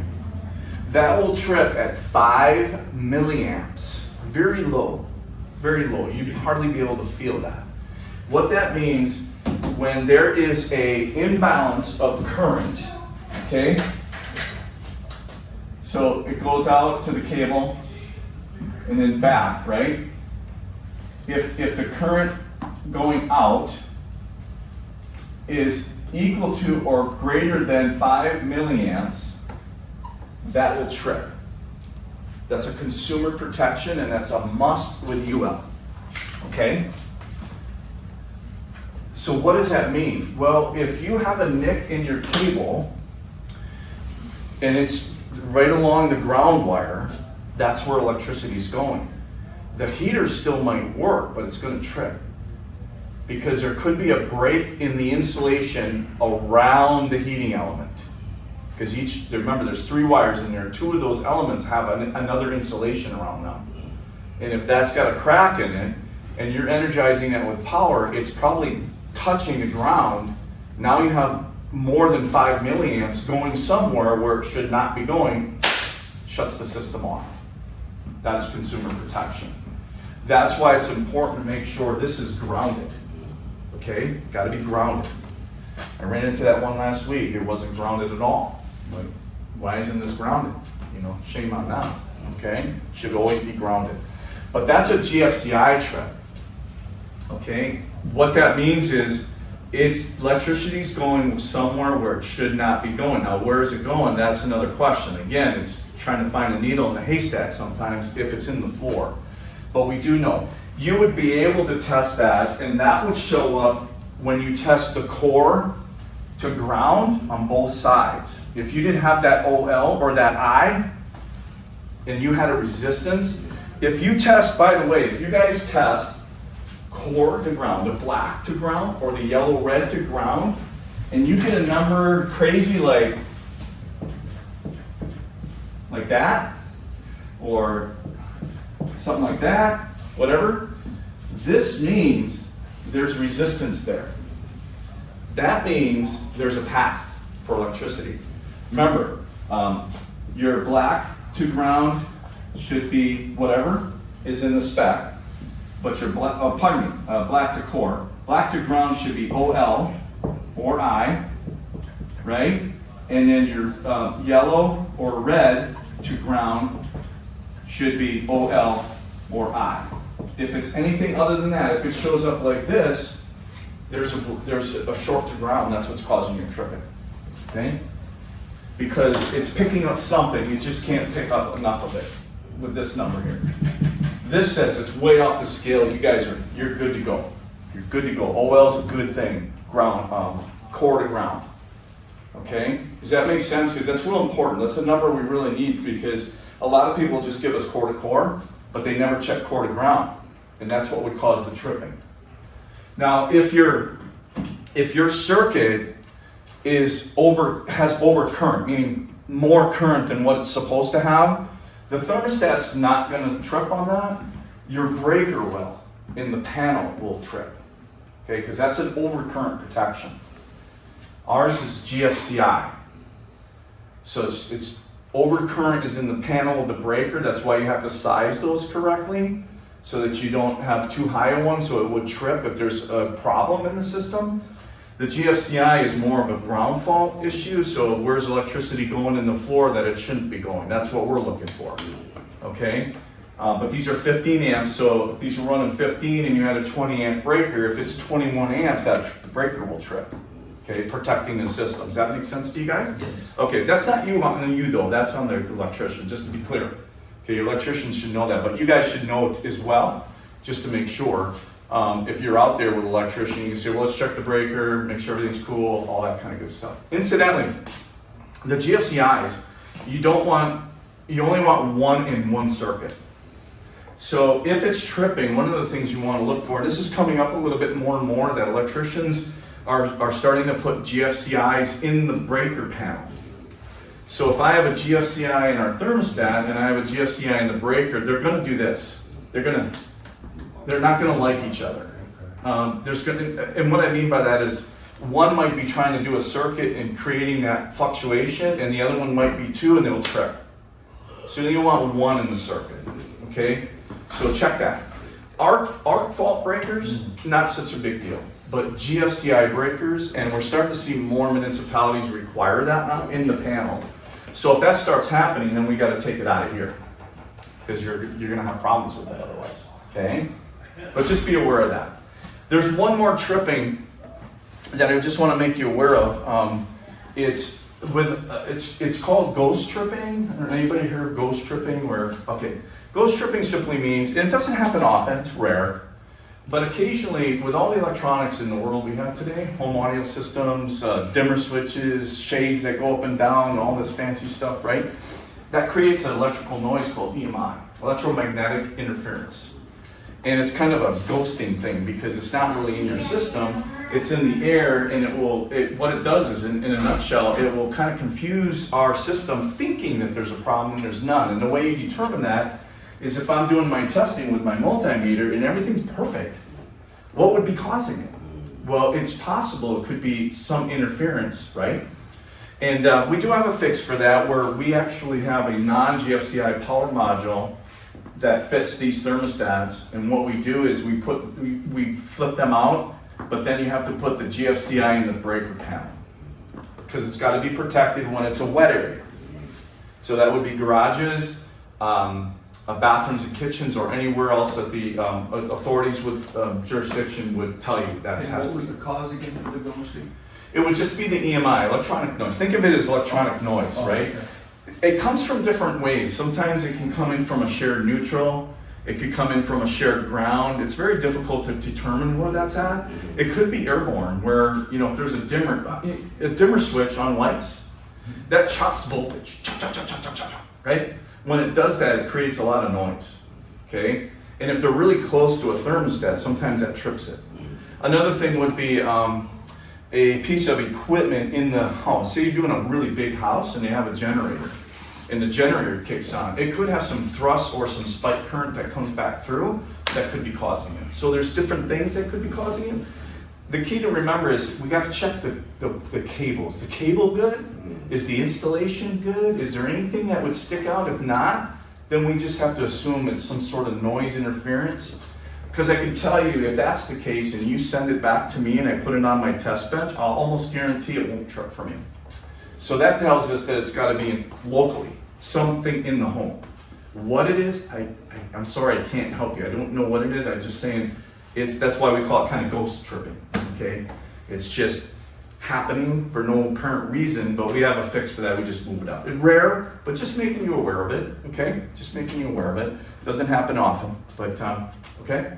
So that's that. All right?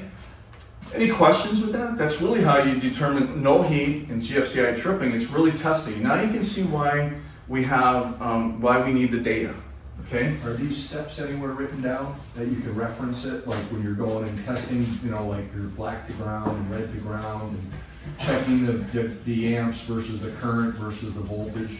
I don't think we have anything per se as a troubleshooting step by step. I certainly can write one for you. Yeah, I mean, that would be great. It's on video too now. Yeah, So. okay. As a reference, that would be super. All right. We do have a video of how to check core to core, core to ground. Yeah. Yeah. Really what it means, okay? So I'm trying to explain to you what it means when you say, because people give us, what does that mean? I'm trying to explain to you what it means and what's causing it and what's happening and where we're going from here. Now, one of the things I wanted to bring up to you guys is your measurements, right? Because we use a thing called Ohms Law. It's you probably heard of it. You don't need to memorize this at all. There are a few of the measurements that we can confirm things, okay? So you go on the site, and I might say, Craig, what cable do you have there? What model cable? Because the model cable, our nomenclature, our model number tells us a lot of things. It tells us the voltage, and it tells us the power, okay, in watts.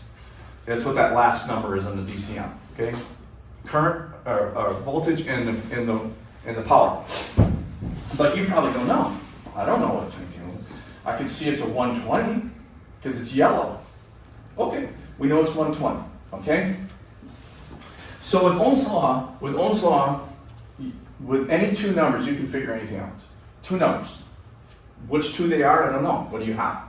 Most cases when we have you test, you're gonna know two primarily. You're gonna know the voltage, right? Because you tested it, right?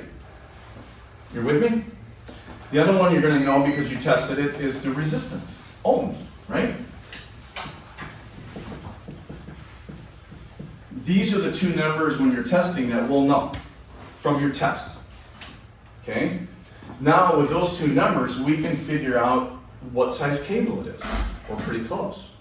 So if I'm solving for P up here, I'm going to use, oh, shoot, there we go. If I'm trying to see what cable you have, just to verify that the numbers are close, I'm going to take that top one, volts squared divided by resistance. So if I have volts squared, assuming it's 120, and I have a resistance of, I don't remember all the numbers. I'm just going to take like a 50 square foot cable, 22. Okay, anybody have a calculator on your phone?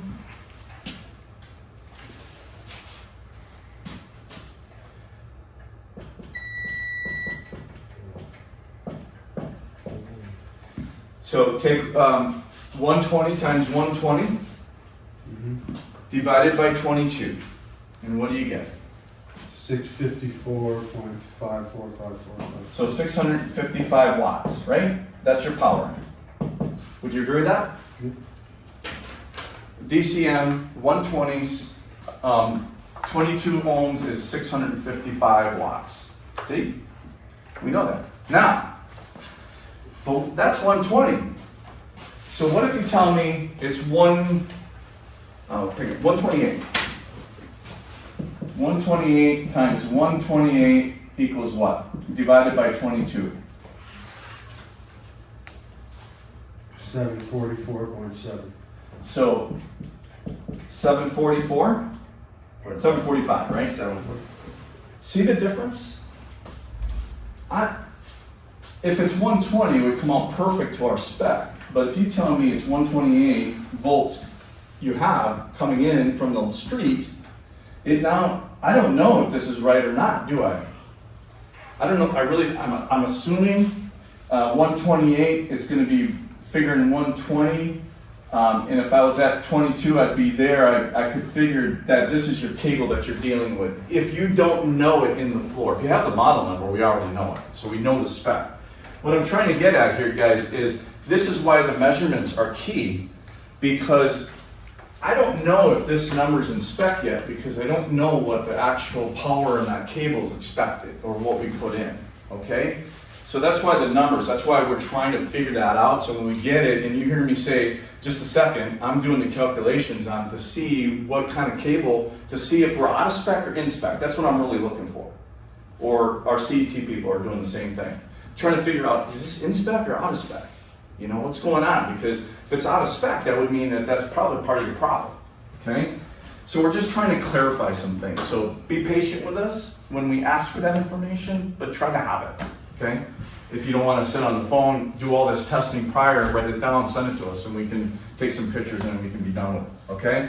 That's a little bit on Ohm's Law. I mean, there's a lot more you can do with it, but in the center here, if you're solving for power, those are your formulas. If you're trying to find resistance, those are your formulas. So the resistance, if you know voltage and you know the power, you can figure the resistance on it. It's that simple. 2 numbers allows you to do everything you want to do in electricity as far as that's concerned, okay? All right. So we have a dead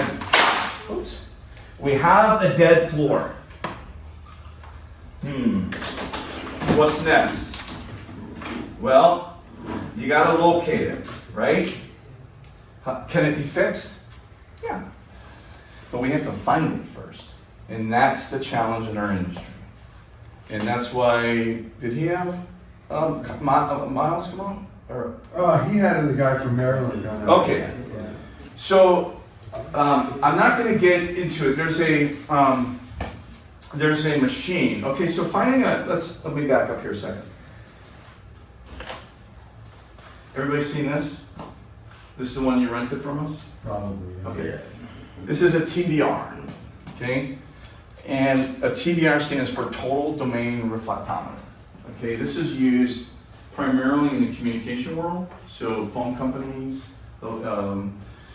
network people, and this is a great tool for them. And this will tell you how many lineal feet there's a break, okay? It won't work for us, okay? Because this is for standard cable, okay? So a Cat5 wire, or coaxial cable, that's all standard. It's manufactured to a set of standards. That's calibrated in here. What this does is sends down a light signal. It hits something and bounces back and calculates the lineal footage down the wire that the break is at. The issue is our wire is not standard. It's an appliance. It's a load.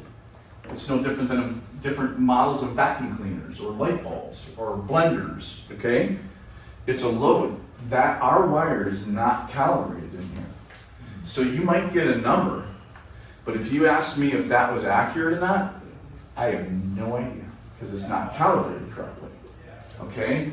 So this really, if you used it and found it, you got lucky, okay? I know that for a fact, because I've used these before. I'll tell you how that works in a minute.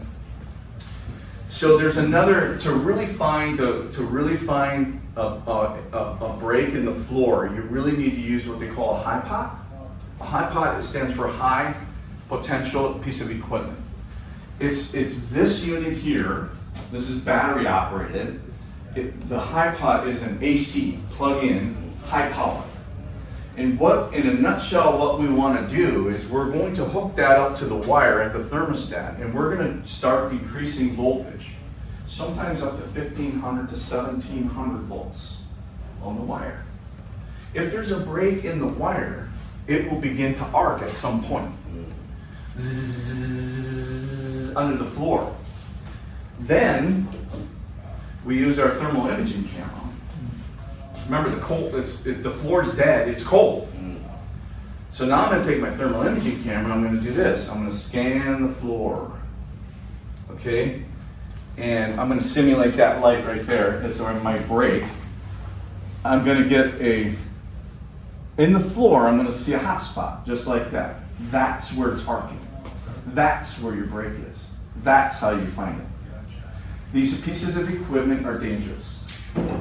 As I said, you put up to 1,500, 1,800 volts on there. You have to know what you're doing. I don't know if Warmup will ever supply these because of liability, okay? If you're interested, I can send you some. The machines will cost probably anywhere from $6,000 to $10,000 a piece. That's why nobody has them. So I wish we had better news for you, but the good news is that we have referral networks, that we have electricians or people that have these machines, that's part of their business portfolio, is not just fixing warm-ups floors, but everybody's in the industry. And I can tell you Dietrich's having the same problem. I can almost tell you how much they're going through every year in repairs, okay? They used to have guys that used to run around with these things.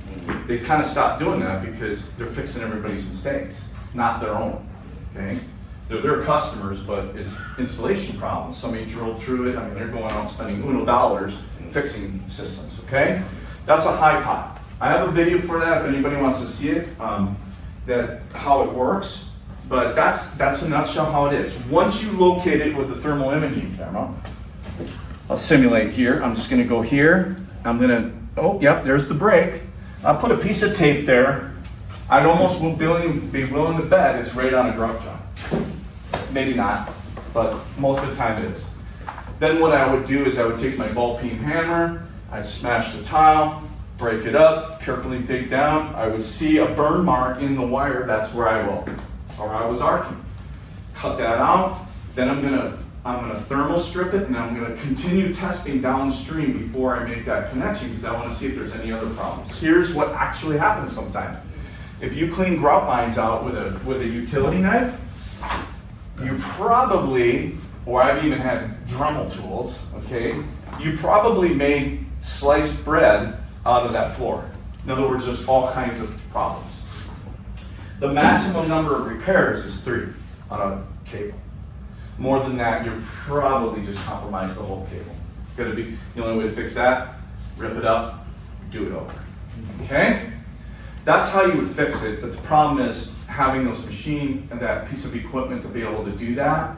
So where this comes in is if you had a high pot, what you would do is use this to find which side of the cable, the black or the yellow or red, which side is the shortest to the break. I don't necessarily want to care. I just want to look and see where did it bounce, because I want the shortest distance to the break, so I can apply maximum power to it, so I can get it to arc, so I can find it, okay? So that's how you find it. If you ask me the best way to find it, that's the only and best way I know to find a break in the floor. Even with a TDR, you still have to know where it's linear foot, so which way did the wires go? Right. If you didn't have a picture, you're screwed anyway, Right. okay?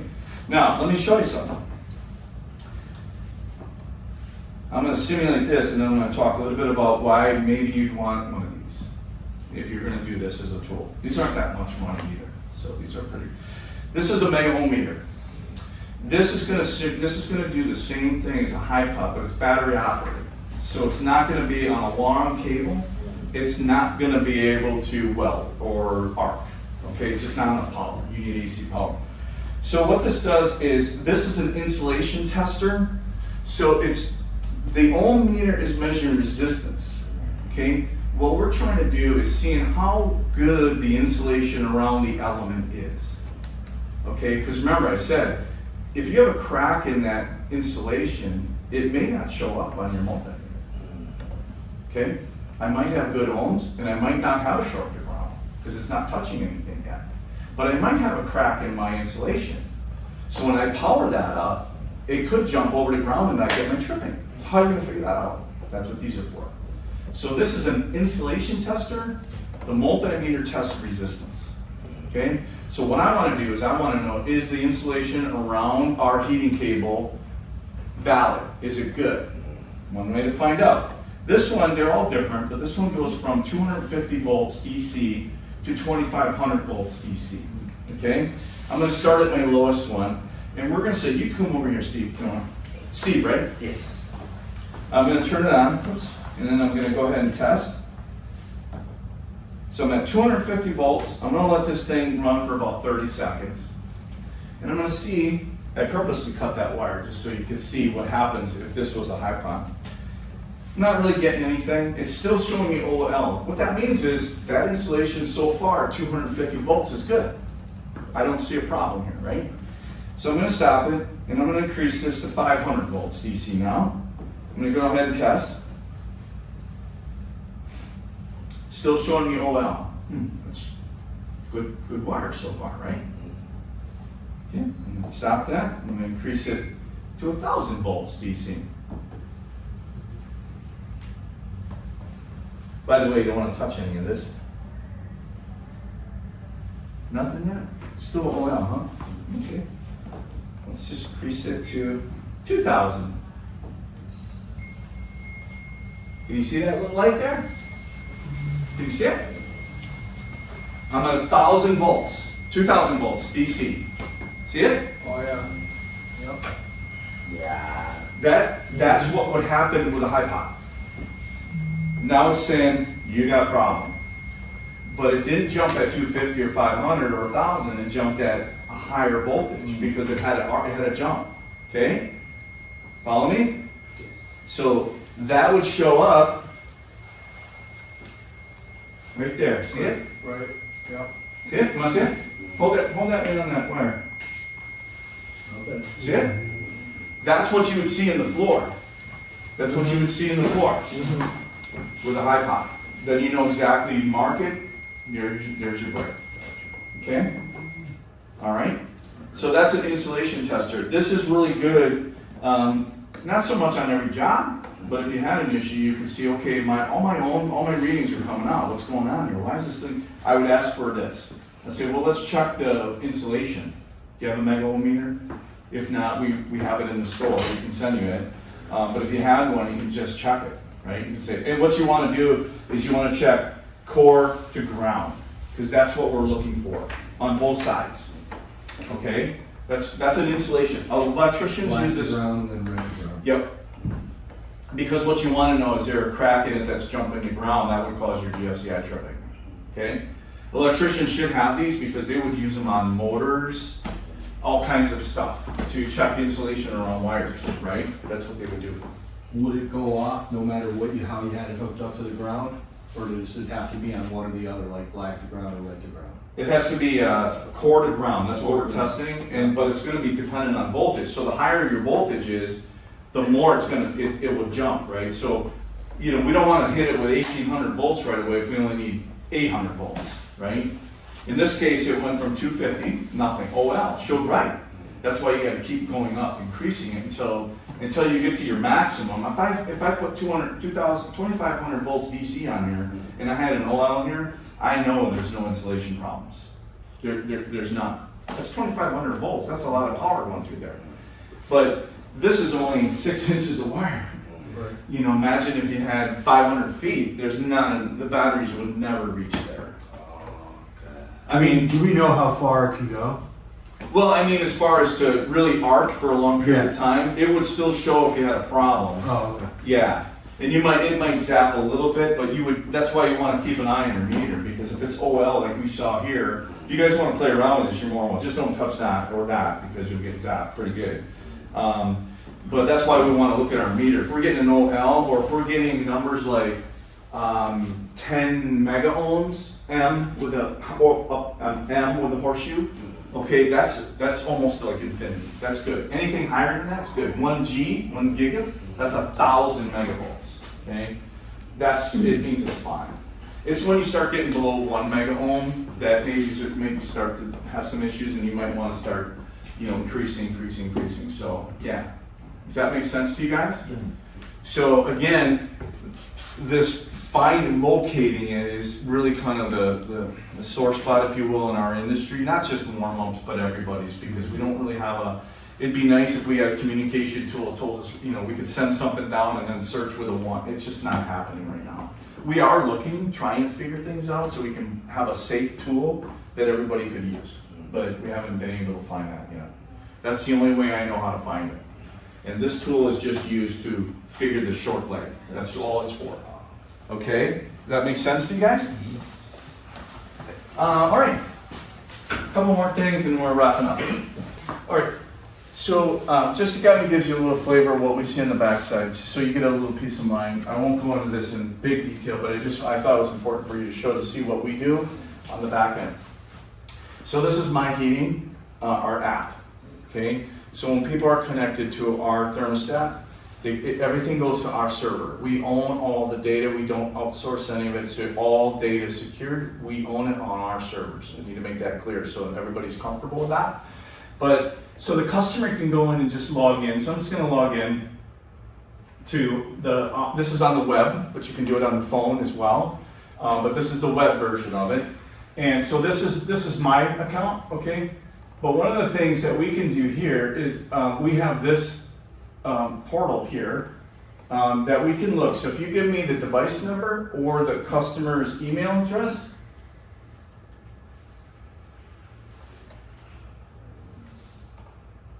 then I would just look it up and I'm going to go in here. And these are the stats I have connected. So this would be your customer. And they might have 1, they might have 10. Whatever, okay? So if they're having problems with a thermostat, our team here can go in. We can't change anything, but we can see what's going on. I can just go in here and say, okay, I'm gonna look at my 7IE, and I'm just gonna bring this up, and it's gonna go into that thermostat, it's gonna look at that thermostat specifically, and it's gonna give me a lot of this data here, okay? So I can see what's going on with the thermostat. So if there's something really odd going on, specifically a connection maybe or something, we can see it where their settings are wrong. We can advise them. Okay, that's where this comes into play. We also down below, these are some AI stuff that's going on in the back to help us as technicians think about some things that might be going on. This section here is the actuals that are going on with the thermostat. So we can see exactly what's going on with that particular thermostat. And then we can see what their schedule is, you know, how it's set. This is a default schedule. I don't have any schedules here. But then we can see the actual transactions, how it's working. So you'll see like on April 12th here, the polls is connections. It connected on April 12th 1,438 times. It was communicating with the thermostat. Out of that 1,438, we had some gaps, about 6, 7. Anything less than 800, there's usually a connection issue. Okay, so if it's not working right, that's how we would know. And then finally, we can look down here. If I click on one of these dates, it graphs everything for us too. So I can say, okay, I'm just going to turn off the weather. Now I can see what the air is, what the temperature of the room is. I can see what the floor temperature, and I can see what they have it set at. So it gives us a visual of that. And then also I can see if I turn off this gaps. This state means relay. One is the relay opened or closed, closed, and then opened. In other words, turned on and off. So 1, 0, that's what that means there. So the moral of this story is we can see a lot of different things, and I don't think anybody in the industry has that. So you can be rest assured that we have very good back-end data. That's our data that we own on our servers that's not being used by anybody else. Okay? Does that make sense? Pretty cool? Okay. So we can look at things that a lot of other people can't. And the customer doesn't know. The only thing we can change is if we see that the firmware is out of date, we can force it into their system. We can say update their system so that they have the most current firmware. Okay? And then finally, Warmup PRO. I just want to briefly talk about that, and then I promise you we are done unless you have questions. But Warmup PRO, the reason why we're starting this is for a couple reasons. One is you get cool stuff. You get swag, and you can get points for stuff. But that's not the real reason, right? The real reason from a technical standpoint is to have people that are trained properly on warm-up. So you represent the best of the best, okay? That's what we're looking for in a coast-to-coast network. One of the things we're working on right now, I'm not sure when it's going to be launched, is an installer locator that will feed you guys leads from when people want to know, I want to buy a warm-up, I want to install a warm-up, who can I contact? This group of people in this space will be on there with your permission, okay? We'll give you permission, like you have to give us permission to do that. But it would allow you to get some leads, okay, it's lead generation also. So you get swag, fun stuff. Basically what you're doing is you're registering the product, and then those have points. Lauren is the head of that. You send it to her, she calculates the points, puts everything in there. You have a secure login, so you'll be able to see your account, and you'll see the points. Once she gets the information, she calculates everything, puts it out there for you, and you're good to go, and you can use them anytime you want. Okay? The other thing it helps us with, if by chance there's an issue, I'm in Wisconsin, and Scott's not around, and I need somebody to go out, eyes and ears, that maybe can help me and know what they're doing, I can count on you. Okay? It's not a requirement to put a warm-up in, okay? You don't have to be a warm-up pro to use warm-up, but this training is necessary so everybody knows the basics about it, so it helps you not have issues, and you can make more money, sell more product, because if I'm doing my job, sales are gonna increase because everybody's comfortable with it and nobody's having problems, okay? Does that make sense? Yeah. So that's Warmup Pro. I do have a QR code for you if you're interested, and then I'll take questions. Hang on a second. And Darren, today we get them to be warm-up pros if they want, right? Yes, there's the QR code if you want to sign up. Lauren so graciously made an easy form. You just really put some generic information in there. She'll take everything else. Because you're here today, you're going to be at completed level 2. This is level 2 training.